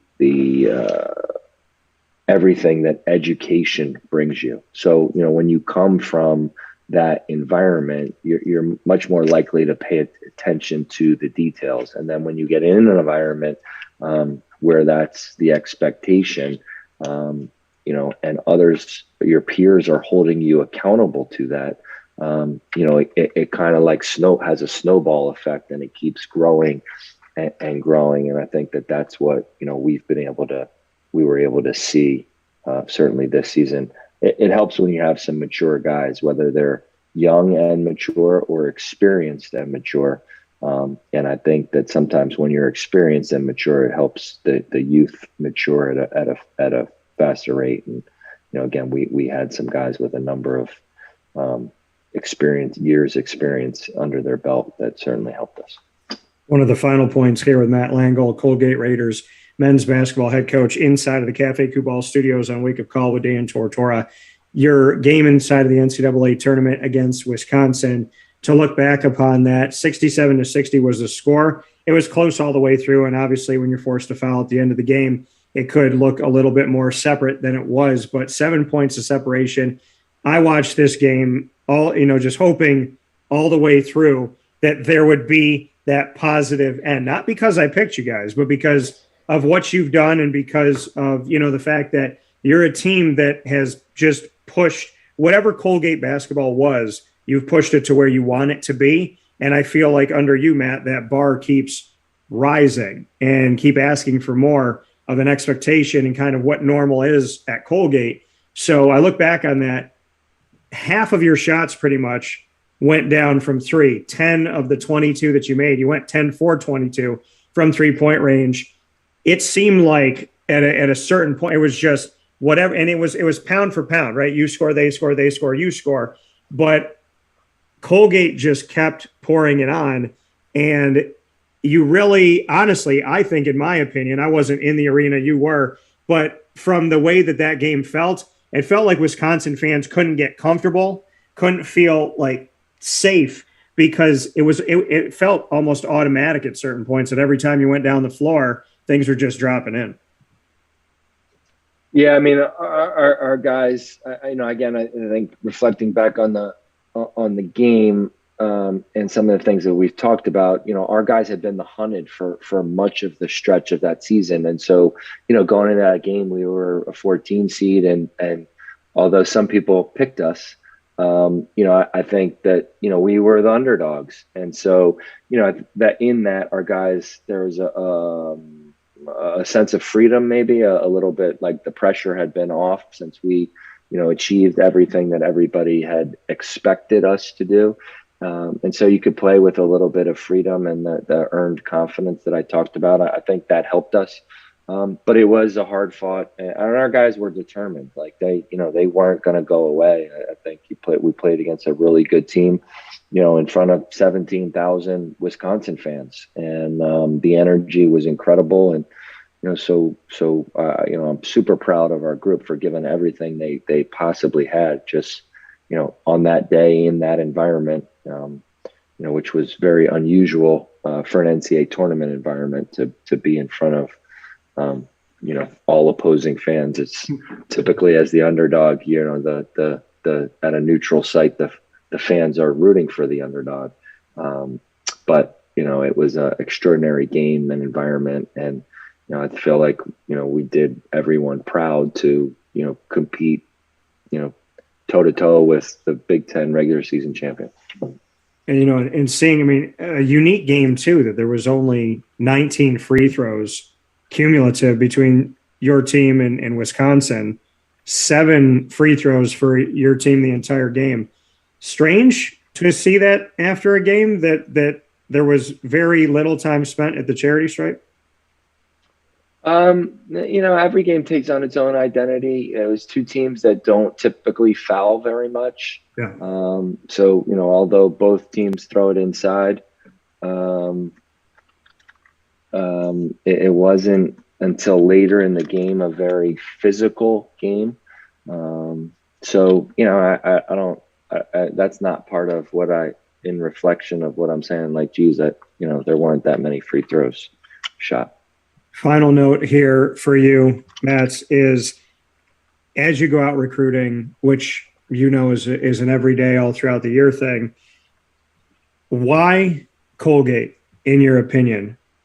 Obviously winning helps, obviously success helps with what you've done on the court, but as a leader, what is that central message that when you sit in a living room with grandma and grandpa, mom and dad, aunt and uncle, when you're there with the family, what is the why for Colgate? Yeah, well, I mean, Colgate's a really unique institution, small liberal arts school, 3,000 students in a small rural community, Hamilton, New York. So the village of Hamilton, New York. I think that, we have one of the premier small liberal arts schools in all of the country.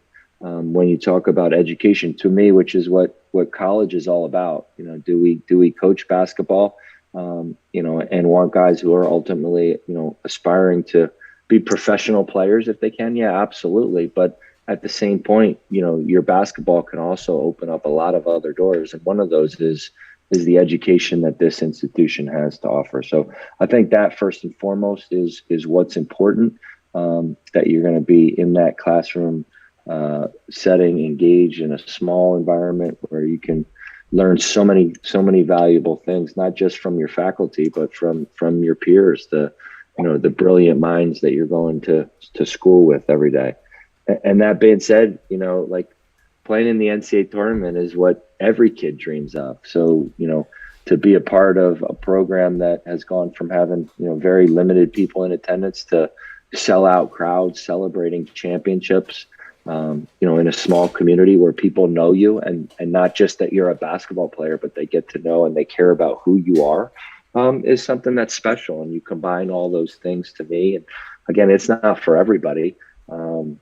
If you want to be on sunny Oceanside campus, college campus somewhere, that's not Hamilton, New York, but it is a great place for the special guys that we've been able to recruit. And, we'll continue to keep looking for those who want to be in this environment to keep growing what we've been able to do on the court. Langel here with us from the Colgate Raiders men's basketball team, advancing once again to the NCAA tournament. Matt, as always, I appreciate your time. Thanks, pal.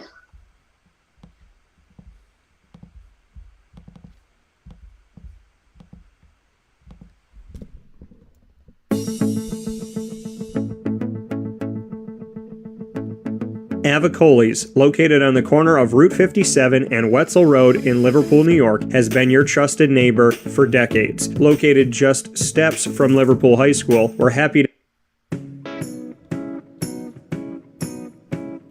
In these unique times, there are those in our community that give us a sense of normalcy and positivity. Pizza Man on 50 Oswego Street in Baldwinsville has been here for you for over 35 years and is here now. Call 315-638-1234 or order online at pizzamanbville.com to bring those familiar tastes into your home. And remember to come see our monthly on-site broadcasts centered around the community and our Baldwinsville Bees. Pizza Man in Baldwinsville. Any way you slice it, they are always here for you.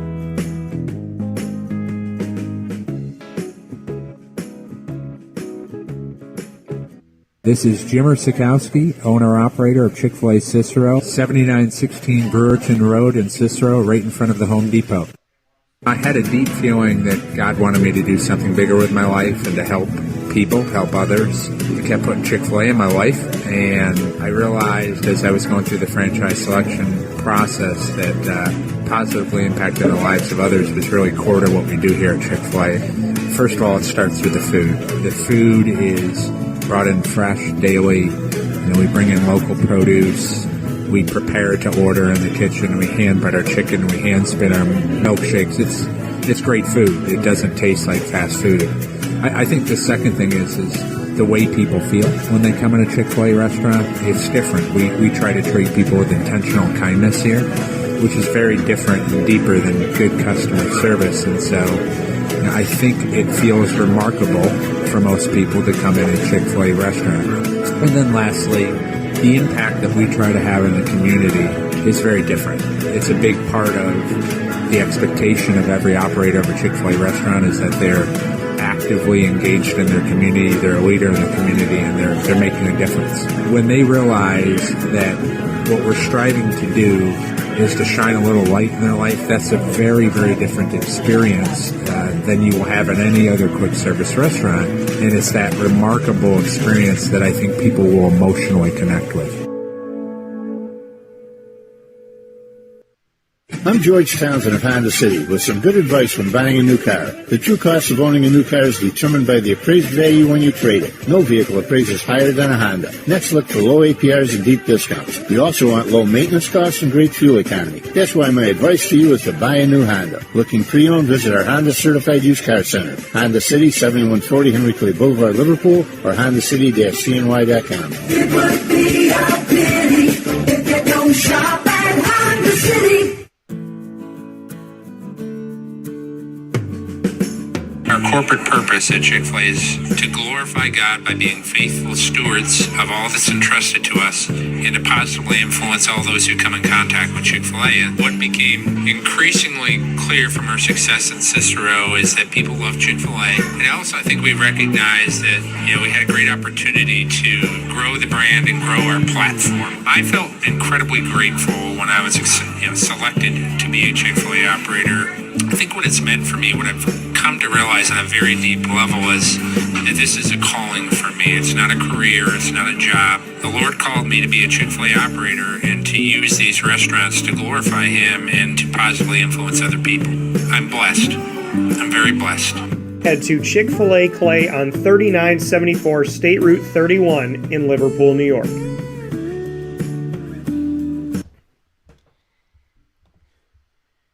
Welcome back here to Wake Up Call with Dan Tortora on wakeupcalldt.com, your one-stop sports shop, and on mixlr.com/wakeupcalldt. Proud to be here with you inside of the Cafe Kubal studios, and always appreciate you connecting with us on all of our outlets. And of course, you're watching and listening this morning on facebook.com/livenowdt and facebook.com/wakeupcalldt. You're also with us on youtube.com/wakeupcalldt. So however you're connecting with the show, thank you so much. And you're listening to live streaming radio across the world on mixlr.com/wakeupcalldt and on wakeupcalldt.com. Inside of these Cafe Kubal studios, we've had the opportunity to speak with fantastic guests this morning, and the third of our trio to round out today's show, Levell Sanders, here with us of the Binghamton Bearcats to talk about Binghamton's season moving forward, having his season now with no interim as the official head coach, a first full season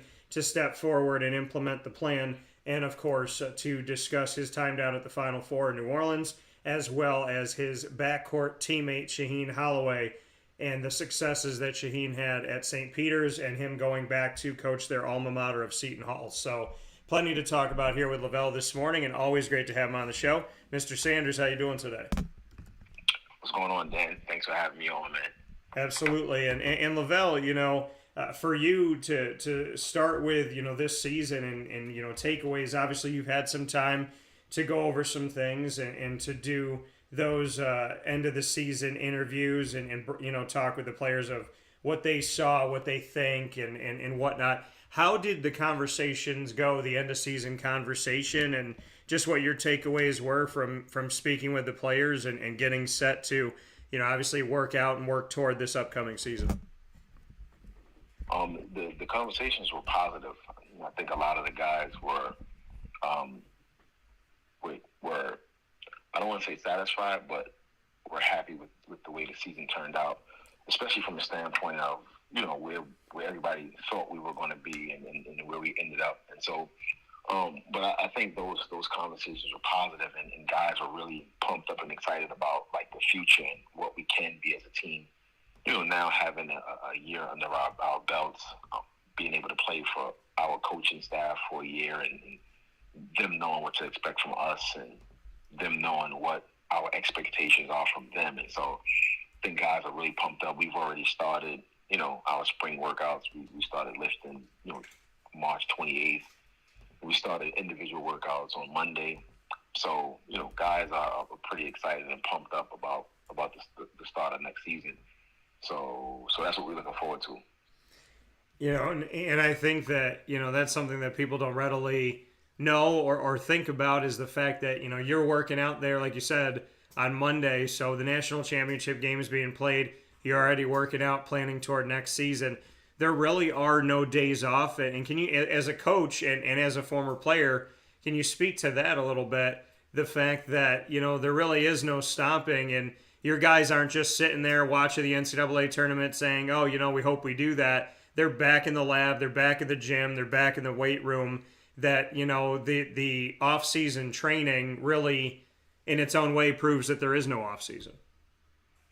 Yeah, I think that's super important. I was saying when we were down at the Final Four, I was saying it should be a thing where every, school would that's not playing in the Final Four, take their kids to see it, because I know for me it was such an inspiration, and it was so motivating to be I went to watch some of the open practices, and just to watch, be in an arena, a dome, super dome where it holds 70,000 people, and just an open practice, and you got people just watching you shoot the ball, and so it was real inspirational. And so I think that when your season ends, I think obviously you need to take some time off, and we gave our guys about a month, I want to say, to take some time off. During that time, there was also a spring break, so I know some guys went down to Florida and stuff like that, and so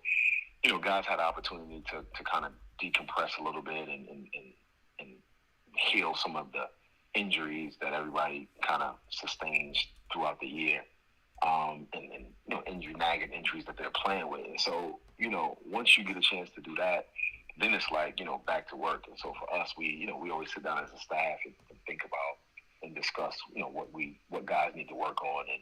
And instead of us going, we always talk about just one or two things that guys can improve on, instead of just kind of being all over the place. And obviously everybody can always improve their shooting and free throws and things of that nature, but we like to pick specific things from each player that we want to work on. And so if you want to have an opportunity to get to a Final Four or play for a championship, a conference championship, and those kind of things, then as you said, there's really no off season. You got to continue to work. And of course, with college basketball, there's so many rules, and we're only allowed to work with our guys for 8 hours a week. And so we do Monday, Tuesday, Thursday, Friday. We'll do weight room in the morning at 6 a.m, and then we'll have a individual kind of workout session. Sometimes we might include some video during those times, or we'll only work out for 3 days a week, and then one day we'll use that for video, because I think video is a big part of improving and getting better in the off season. I think a lot of times, and everybody learns different ways, but a lot of times kids need to see the things you're talking about. And so if you can show them, they're able to go out and kind of execute things. Or if you can show them things they need to improve on, they can actually see what they need to improve on and go out and work on it. So that's kind of how our schedule breaks down. But and for coaches, man, especially with the way college basketball is in terms of like the transfer portal and kids leaving the program. We have some kids leaving the program, and so you think after the season, you get a chance to kind of relax a little bit. But man, there's no time off. You have to, you always have to be ready and prepared to go in a different direction. I think now more than ever, sometimes you have, I was looking at the other day, I think I seen like LSU have like 11 guys in the transfer portal.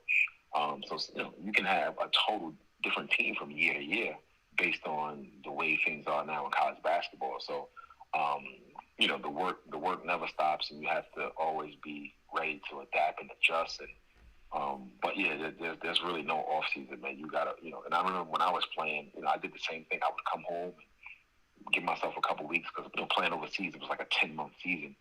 And then I would come home and give myself a couple weeks, and then I'll be right back at it. And I never played a lot of basketball while I was home. I always liked to run and swim and do a little bit of tennis because I was living down in Florida at the time. So you do have to give yourself a chance to recover, and then after that, you got to get right back to work.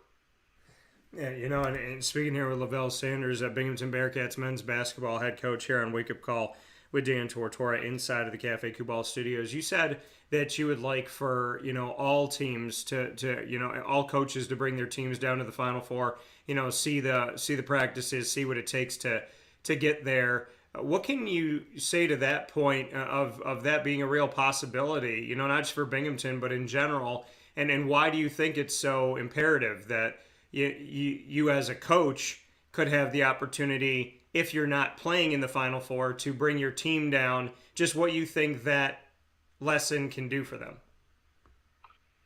Yeah, I think we all need motivation, and a lot of times, that motivation comes from being or seeing whatever it is you aspire to be. And so, I think everybody wants to, everybody that's involved in college basketball wants to be a part of a Final Four.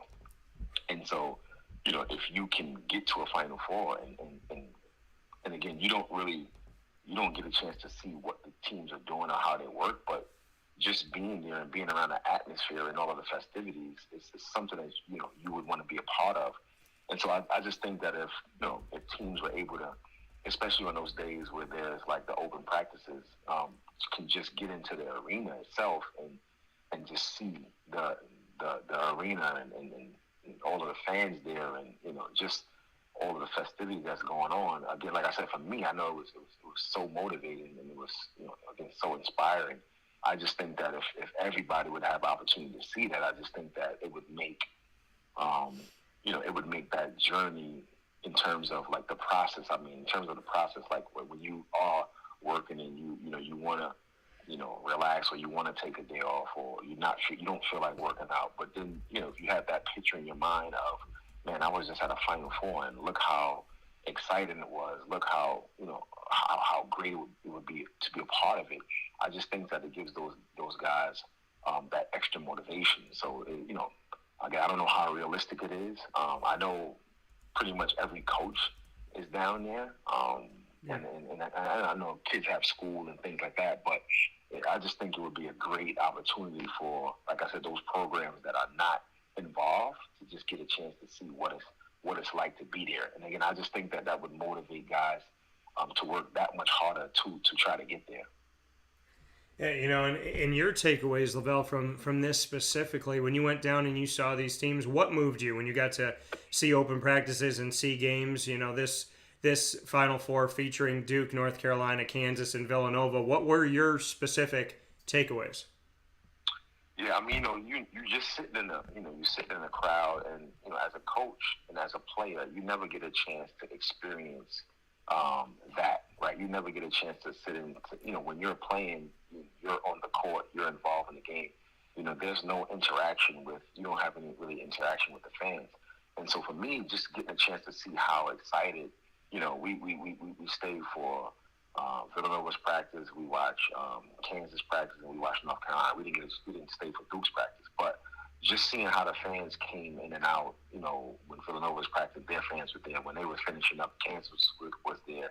Were coming to practice, and their fans were coming in, and just how excited the fans are. Because again, at the end of the day, we are entertainment, right? And you want to entertain the people that watch you. And but so just to see how excited they were about their team being in the Final Four, it was again, it was great to see. You know, and again, those are the things you don't get a chance to see as a player and as a coach because you're so involved with the game, right? Just being in the arena and seeing the kids, you know, how excited they were, and how they were, you know, being able to try to get some pictures with players and the trying to grab the players and the coach's attention. You know, it was fun to see, and so that, you know, that, like I said, that's what I, you know, enjoyed the most. And again, just all of the attention that it brings to your university, right? Like, you know, being able to get to a Final Four, you know, it you know, it puts your conference, your league, and your school in such a great position, you know, financially. It's just, you know, it's something that you want to be a part of because, again, you know, so many people are being helped on so many different levels. That coming here from Levell Sanders, Binghamton Bearcats men's basketball head coach, here being featured on Wake Up Call with Dan Tortora inside the Cafe Kubal studios this morning. Levell, during this past season, you had the interim tag taken off, you know, amidst the season, and you were named the official head coach for Binghamton's men's basketball program, and obviously signing a contract, a multi-year contract to build this program the way that you want to build it. Now that you step into a season where there is no interim tag, there is no question, you are the coach.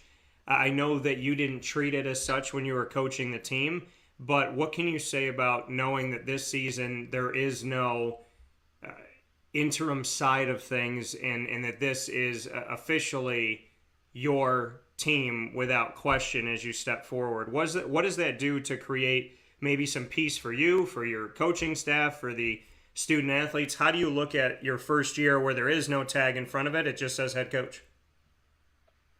Yeah, I think, you know, it probably creates some peace for, you know, for the coaching staff and probably for my wife. And, you know, I don't know how much the kids were affected by it.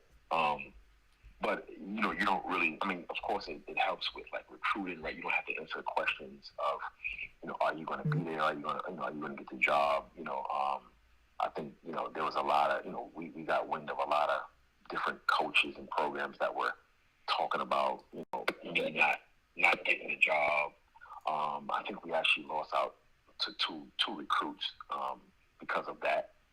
So, you know, those things we don't have to worry about this year, this upcoming season, and so that kind of makes it a little bit easier from that standpoint. You know, you don't have the questions. You don't have to worry about answering those questions.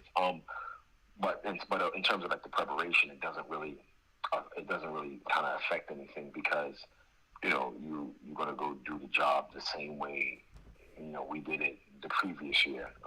And again, I think in some ways it's even easier because you know we've been through it a year, and we kind of know what to expect right now. And so it makes it a little bit easier to prepare. You know, we don't have to spend as much time with introducing a lot of things that we had to introduce last year. Like this time last year, there wasn't a lot of individual workouts. There was a lot of team stuff, and so we used a lot of our 8 hours on team things because we needed to establish how we wanted to play offensively and defensively. We had to establish, you know, how we were going to behave off the court, on the court, and so, you know, those things that we don't have to do this year because we have a core, a foundation.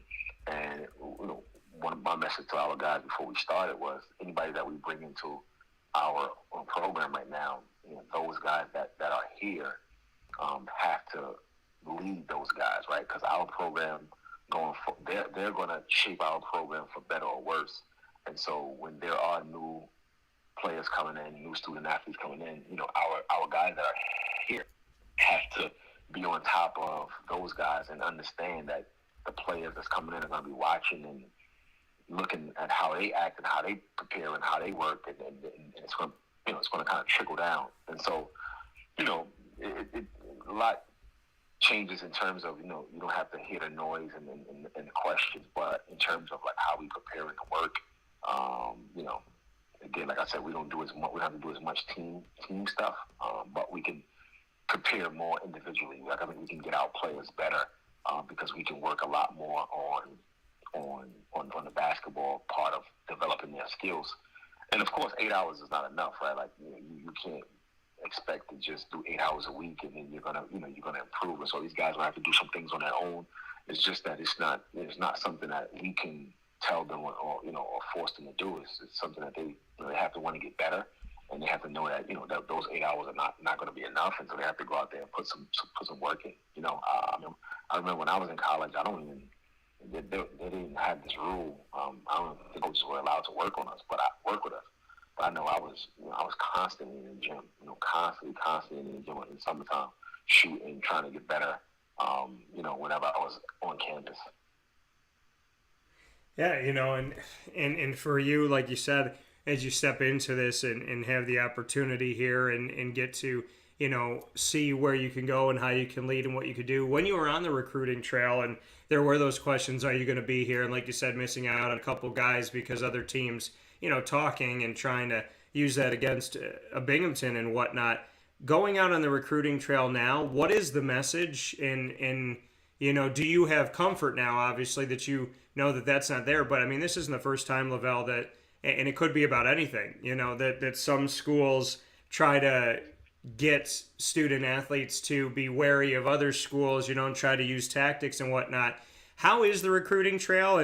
And have you run into things like that before where, somebody might say something to you and you realize that, recruiting is not always as clean as maybe it should be. Sometimes, like with anything else, it can be a dirty game. So how do you navigate all that?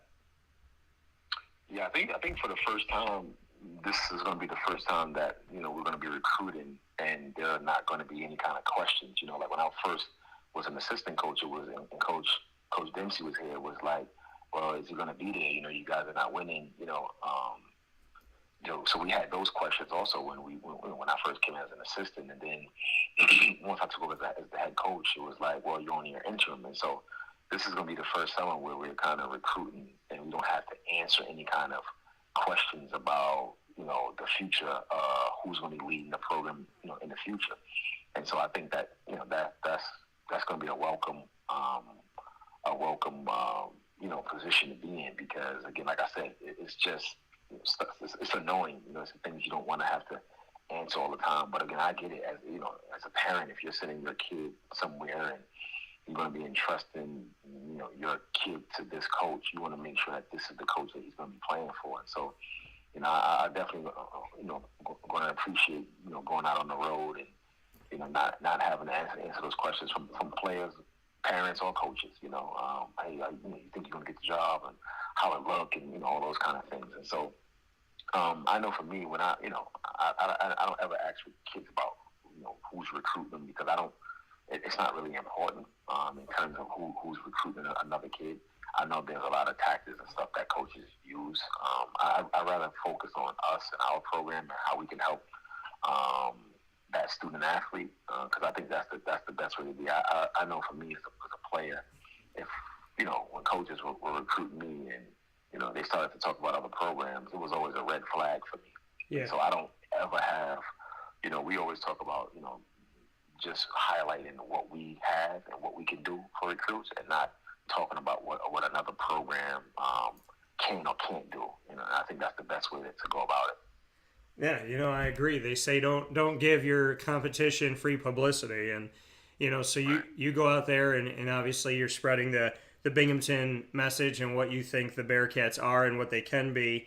What are the pillars of your recruitment? When you sit down with a family, what do you want to focus on? What is it about Binghamton that you think is truly special about the university, the community, and this team specifically? Yeah, I think, number one, when you're kind of talking to parents, I think parents are always focused more on the academic side. And so we really try to highlight, all of the good things that we have going on and how good our reputation is as a university and some of the programs that we have, right? You have to kind of find out what the kids want to major in and what's important to them. And if your school, if our program has those things, we try to highlight that. If not, we try to focus on some of the other things that, if we don't have this major, maybe you can do this and get a minor in this. And so it becomes just trying to focus on what the kid and what they want. But again, I think the most important thing is just highlighting, what we are really good at. And we have a really good business school, engineering school. And so I think, we always focus on, we've been in the top 25 now in public universities in the nation for the longest. We talk about our enrollment, how it's increasing. And a lot of people don't know about Binghamton when we start recruiting. They don't know where it's at. They kind of never heard of it. And so it's important for us to kind of be able to highlight those things, especially to parents, because that's what parents are really interested in. They want to know if their kid is going to have opportunity to be safe, in Binghamton, and they want to know, how far it is from New York City. Once we tell them it's in New York, they want to know how far it is from New York City, and those kind of things. And from the player standpoint, it's like, they want to know about the side, the facilities, and what kind of role they're going to have on the team. What kind of teammates they're going to have. Conference, and how good we are, and what are your ideas in terms of how good the team is going to be. And so those are some of the things that you focus on when you're talking to the student athlete. And then I think that Binghamton shows well. And so once we are able to get recruits up and get their parents up, I haven't had a recruit in my 3 years come up to Binghamton and not like the university, right? And they are usually walking away with their mouths hanging, because again, when you can walk into the event center and you can see the event center, I think it's other than probably Syracuse, in this area you can't really compare it to any other school around here, right? Because it's a really nice place to be able to play. And so those are some of the things that, again, it's just trying to figure out what recruits like, what they're interested in, and then you can kind of highlight your university to fit those needs. And coming here from Levell Sanders this morning on Wake Up Call inside the Cafe Kubal studios. Levell, going back to your playing days, you and I have talked about it a little bit, but being a part of the Seton Hall Pirates, being a part of the Big East, and just, tremendous basketball, and in the backcourt, sharing that with Shaheen Holloway, having him as a teammate before we get into his coaching, just what you fondly remember of those moments with Shaheen and what it was like to share a backcourt with him, and maybe some of those memories that are top of mind when you think about it. Yeah, I had knew Shah a little bit coming up when I was in high school, because I went to high school in Queens, and that's where he's from. And actually, his girlfriend at the time was my best friend, Patrice. She still is my real close friend. And so, I think one of the first times I met him, we were playing together in like this, like a little tournament, and it's called, the gym was called IS8. It's like a famous gym in Queens that everybody, the who's who, has played there. And I remember he was at St. Patrick's at the time. He was a freshman at St. Patrick's, and he had these nice shorts on. And I remember, I didn't know him really. He didn't know me. And I came up to him. I'm like, we get them shorts from me. He was like being Shaheen, he was like real, arrogant, like, my school, like, you don't know who I am? I got these shorts from my school. And, I remember, I want to say a couple months later, I saw him in Brooklyn, and then kind of in my neighborhood. We were in Queens. I saw him in Brooklyn, in my neighborhood, and he was real friendly. And I wasn't as friendly because, I thought that when we were in Queens in his neighborhood, that he was a little bit, he was trying to kind of show off, So that was kind of the first memories I had of Shy and a chance to know him. And then we just kind of naturally, if you're in New York and you're playing basketball, and it's such a small community, you get a chance to know everybody. And then when I went to Seton Hall, he was coming to a lot of our games. We were in contact a lot. And I remember when he was announcing his decision, we were at this bar called Calandrillo's, and there was a bar. It was like a restaurant. It was a guy who used to go to Seton Hall, a real famous player, Danny Calandrillo. and he had like a little bar restaurant in South Orange, and all of the students were going down to to listen to Shah's announcement. I think he did like on MSG or something like that. And I remember when he announced Seton Hall, we were all jumping around, and it's funny because the camera somehow I found myself on camera, and he joked with me to this day about like, yo, what were you doing and then jumping around with the students, And I was just like, I just wanted to go be a part of it with the fans, because I knew he was gonna, I kind of felt he was going to choose Seton Hall. He didn't tell me he was, but just talking to him and stuff, I thought he would. So it was cool, man. Just being able to play. I always say that Shah's real confident, and he's real confident in his abilities as a player. He's real confident in his ability as a coach. Just think he's a confident individual in general. But I always thought that I always said this about Allen Iverson when we played him. I thought that Allen Iverson made his teammates so much. He made his teammates more confident, and it made them a better team. And I thought Shah had that same kind of effect on us. I know he had it on me. Like he made me because of how confident he was. He made me a lot more confident in myself and in the team. And we had the 2 years that I played with him, I think we probably was the highest scoring backcourt in the Big East, and not probably in the country. And we didn't go to the NCAA tournament. I think we went to the NIT my last year. We didn't have we didn't win a whole bunch of games. And it was a lot of reasons for that.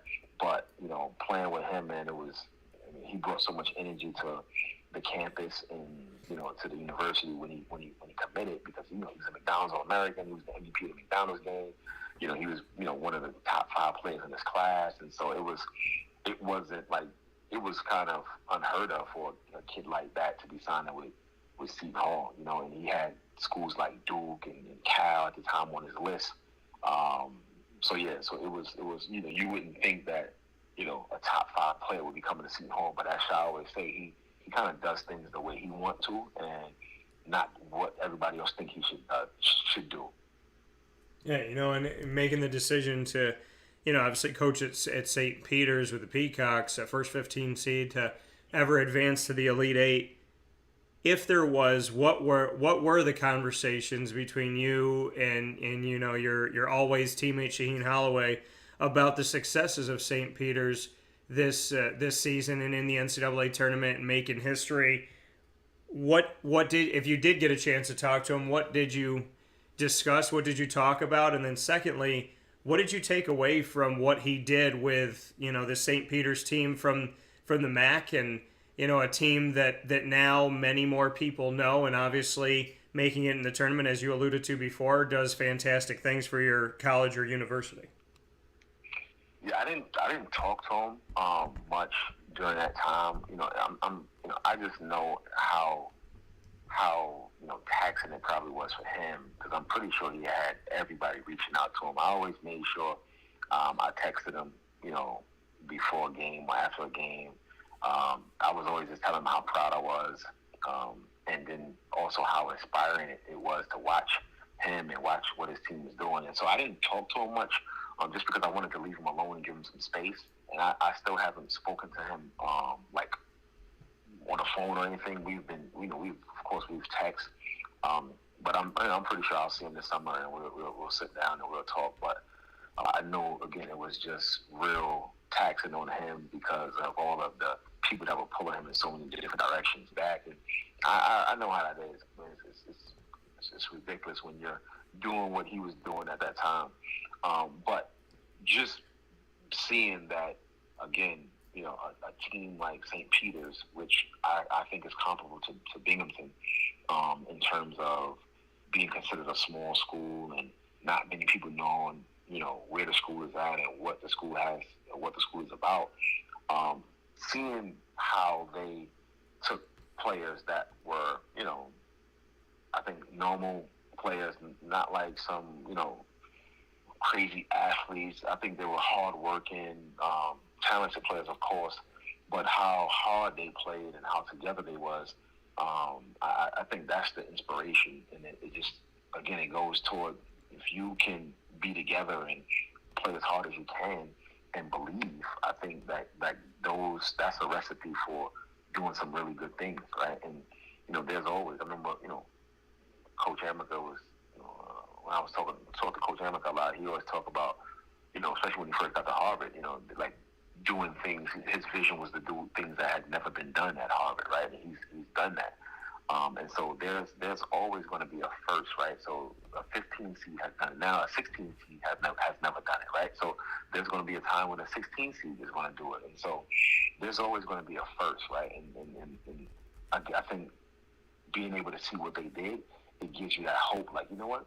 We can do the same thing. Like, right? If we play as hard as they played, if we, be together, if we believe in ourselves, like, we can do the same thing, right? And again, it's not easy, and anything that's worth something is not going to be easy, but it just shows you that it can be done. So to me, the inspiration is just seeing what they did and now going to work towards, trying to be a team that can put on the same kind of performance, right? Because we would be in that boat. Like, I think if we had the opportunity to make the NCAA tournament, we would probably be a 16 seed, right? And so, or 15 seed or something like that. And so we would be along the lines of a St. Peter's. And so it was definitely inspirational and again, just motivation.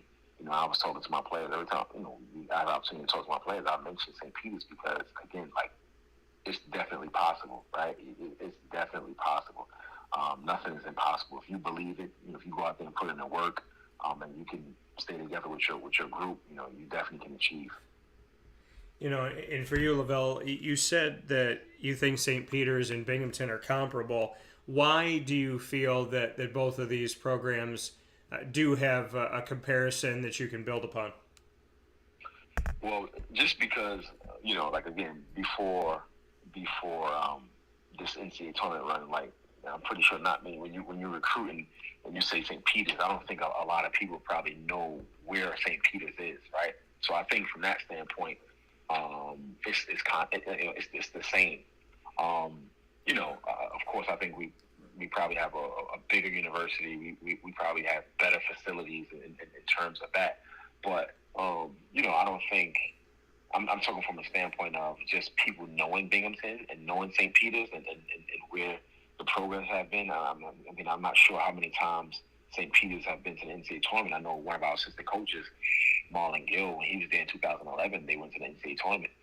And I know, Binghamton went in 2009, so again, I don't know how many times St. Peter's have been, but, we've both been to the NCAA tournament, around the same time. And so, again, I think that, in terms of that, you can say that the universities are similar. That coming here from Levell Sanders. Levell, he moves on, Shaheen Holloway, your teammate, to head back to your alma mater of Seton Hall. You believe that he would go to Seton Hall as a player. Now he's back at Seton Hall as a head coach. What does it mean to you to know that your alma mater is in the hands of Shaheen Holloway? I'm confident now. I'm confident. And I didn't know Kevin. I played against Kevin. He was a walk-on at Pitt. Kevin Willett, when he was there, and Shah always said a lot of good things about him, but I didn't know Kevin, and so me knowing Shah and knowing his abilities as a coach, I know what he's about as a person. I'm confident that the Seton Hall is in good hands, and I'm confident that he'll be able to take this program to new heights. He'll be able to build upon what Kevin did, and then also he was a part of that, right? So he'll be able to build on what him and Kevin did at Seton Hall, and take them to new heights. I just think that if you're a kid, you would want to play for him. He knows the game. He wants you. He wants what's best for the kids, and so I know he wants what's best for the university. So I know all of the decisions and things he's going to make, he's going to have in mind of pushing the university forward, because I don't think that, I think any alum takes great pride in their school. And so if you have the opportunity to lead your alma mater, I think that, it's a little bit of extra motivation.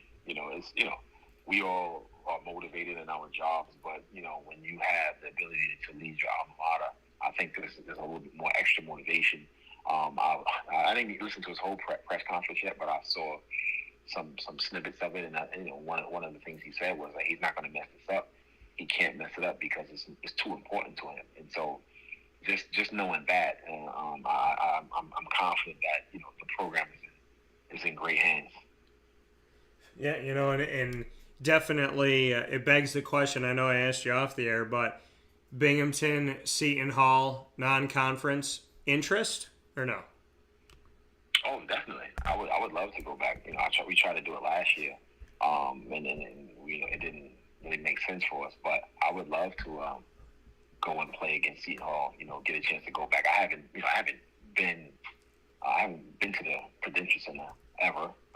When I was there, we were playing in the Meadowlands, and so I haven't been back. I mean, I think the last Seton Hall game I went to was like 1999 or something like that. So I haven't even, because I've been away for so long, so I haven't even really been able to get back and get to a game and see a lot of the people that were around when I was playing. And so it'd be great to have an opportunity to go back to play them. And so, like I said, I haven't spoken to Shy yet, but of course, he has a lot of things on his plate, and he wanted to play. He wanted us to play. When he was at Seton Hall, St. Peter's, he called. And wanted us to kind of open up their arena down there when they had, they did their reconstruction. But we couldn't make things work out.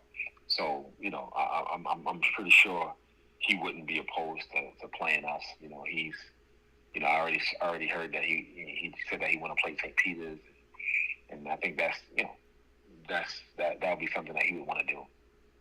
Yeah, so definitely could be something good for the future of the Binghamton Bearcats. Levell, as always, I appreciate everything that you've done there, and I would be remiss if I didn't say to you, I know we talked a little bit off the air as well, but to you and to the entire community at Binghamton University, our prayers and our well wishes go out to everybody that's mourning the loss of one of your student athletes. So I definitely send our best to Binghamton and to each and every single one of you, and pray that, in the world where mental health and just overall appreciating yourself and finding peace is so, I mean, in any decade, in any century, in any time of life, it's always important to love yourself and to, ask for help if you need it.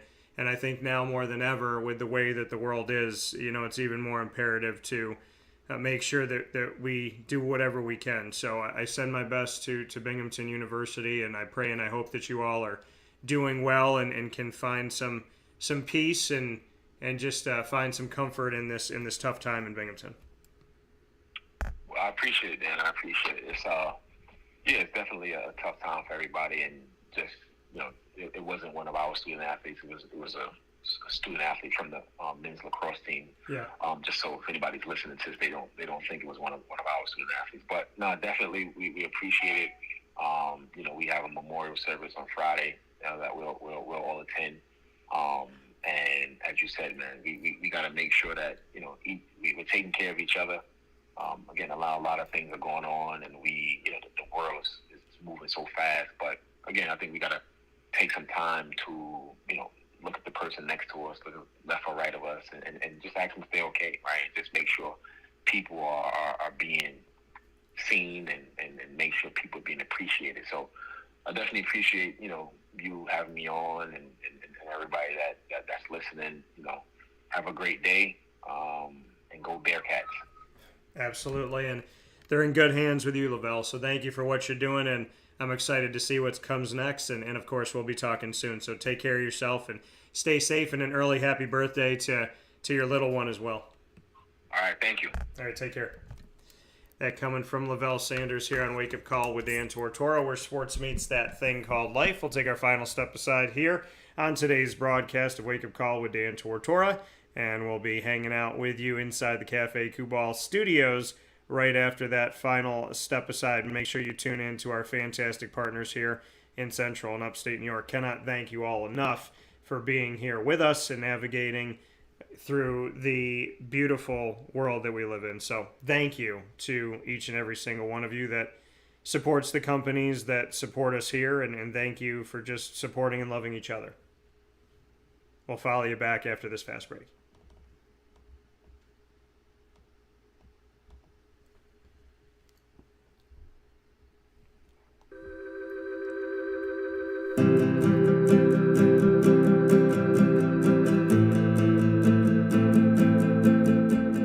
Cafe Cabal offers same-day local delivery of our products, offering no delivery charge for Onondaga County. Shop cafecabal.com for fresh roasted coffee beans, cold brew, travel mugs, and all your essential Cafe Cabal needs. Cafe Cabal, coffee for the soul.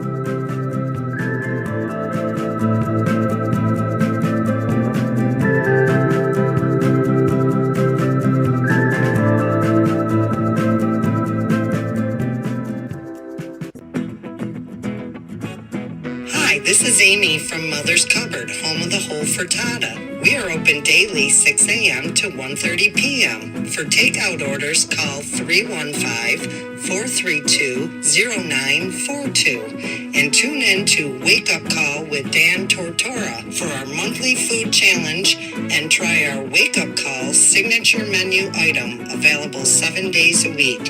Here at Mother's Cupboard, we are Central New York, and it's our honor to serve you. Ma and Pa's Kettle Corn and Popcorn Factory remind us that every day is worth celebrating. Find them at 201 Old 7th North Street in Liverpool, New York. Open Monday through Saturday in-store and all the time online at maandpaspopcorn.com. Serving our Central New York community and beyond, you can order all throughout the country at maandpaspopcorn.com. And remember to get your tins, which have in-store half-price refills forever.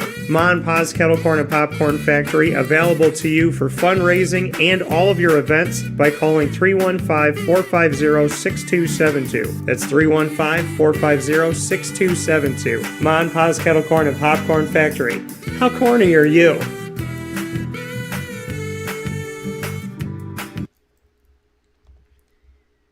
The Millhouse Market, located on 3790 New York 13 in Pulaski, New York, is worth the drive every time. Make sure you head out to the Millhouse Market every Tuesday through Sunday for breakfast, lunch, and dinner. They have so many awesome opportunities for you to interact with them with just great food and fantastic leadership there with Rebecca Alford. I am completely moved and continue to be moved about everything that the Millhouse Market has done to be who they are and to consistently evolve and make things easier and keep it simple for all of us while still giving us a fantastic product every single time. Be it in their general store with local products from local companies, paying it forward with jewelry, as well as with different honeys and syrups and all soaps and different things for, you know, your home and your bathroom and your kitchen. So signs that you can have as well. The general store is just incredible with local products from local companies. And then they have their indoor dining bistro menu that changes every single week for you to come back and try something new. And of course, their drive-through window where you can grab your food and go. You can order from the Millhouse Market app, or you can call them. The Millhouse Market app is located on the Google Play and Apple App stores. Download it, very easy. Everything at your fingertips. The entire menu and directions from wherever you are to the Millhouse Market right on the app to keep it simple for you, because any distance, it is worth the drive every time. And of course, you can call for catering as well as delivery, takeout, and to go up to the drive-thru as well. 315-298-4104. That's 315-298-4104 to the Millhouse Market, 3790 New York 13 in Pulaski, New York. Worth the drive every time. Here on Wake Up Call with Dan Tortora, I want to thank you for always being here with us every Monday through Friday from 9 a.m. to 11 a.m. Eastern Time. I cannot thank you enough for your support, your well wishes, your positivity, and all your goodness here on YouTube.com, Facebook.com, and MixLR.com/WakeUpCallDT. Of course, on Facebook.com/LiveNowDT, as well as on WakeUpCallDT.com's homepage. So however you're connecting with us, I thank you so very much for being a part of Wake Up Call with Dan Tortora, where sports meets that thing called life. Once the shows go live, you can catch us in the archive by going to Stitcher, Spotify, MixLR, YouTube, iTunes, and Apple Podcasts, iHeartRadio, TuneIn, and Podbean. All you have to do is search Wake Up Call with Dan Tortora, or one word, Wake Up Call DT, and you'll be able to find us on any one of these outlets.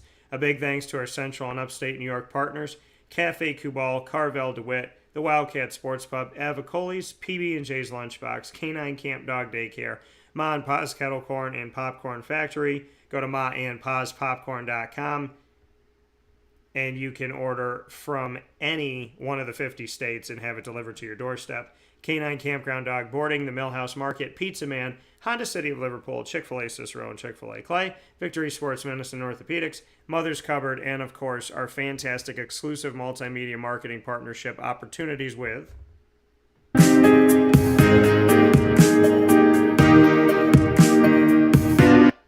your LeMoyne College Dolphins. Always here, fins up every single month on Wake Up Call with Dan Tortora, where sports meets life. Of course, every Wednesday at 9 a.m. Eastern Time, we feature our exclusive sit-down conversations every first and third Wednesday at 9 a.m.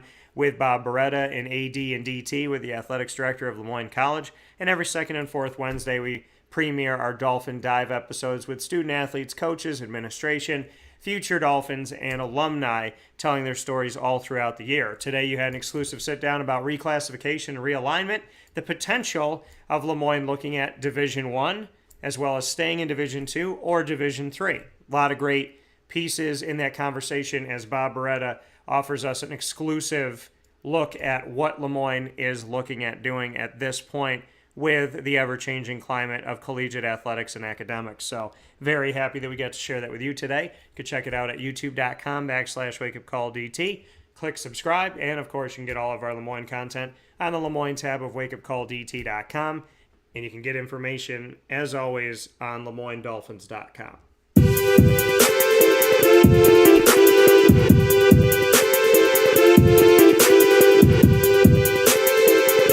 Wake Up Call with Dan Tortora is also the proud multimedia marketing partner of your Marywood University Pacers. It is Pacer Pride every Friday at 10:30 a.m. Eastern Time. We feature our Marywood Pacer content entitled Pacer Pride, and you will have the opportunity to hear from their leadership, Executive Director of Athletics Pat Murphy. You've heard from President Sister Mary Persico, student athletes, and coaches. This week we will have the exclusive first conversation with Matt Ginto since being hired as the Marywood Pacers men's soccer head coach. A lot of great things coming up and available to you on the Marywood tab of wakeupcalldt.com, and of course by subscribing to youtube.com/wakeupcalldt. Get more information on your Pacers by going to marywoodpacers.com.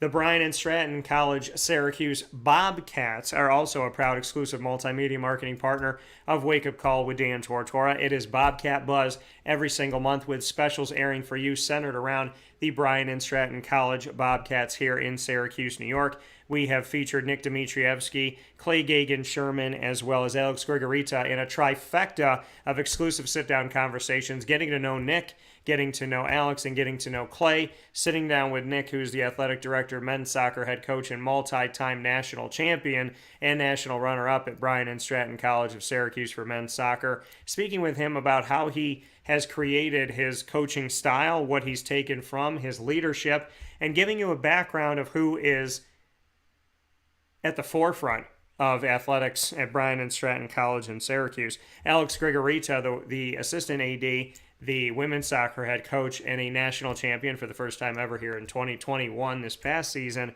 Alex telling his story, coming from Moldova in Eastern Europe to the United States, playing soccer and evolving into a coach, as well as his style and what he considers important, speaking on the game of life and the game on the field as well. Alex Grigorita giving us an amazing approach to not only the world of soccer, but the world of athletics and leadership as well. And of course, we did the breaking news exclusive first conversation when Clay Gagan-Sherman was named the men's basketball head coach at Bryan and Stratton College of Syracuse. And we did that from Mother's Cupboard, one of the staples of Syracuse, New York, on 3709 James Street in Syracuse, New York, where we have our food challenges every single month.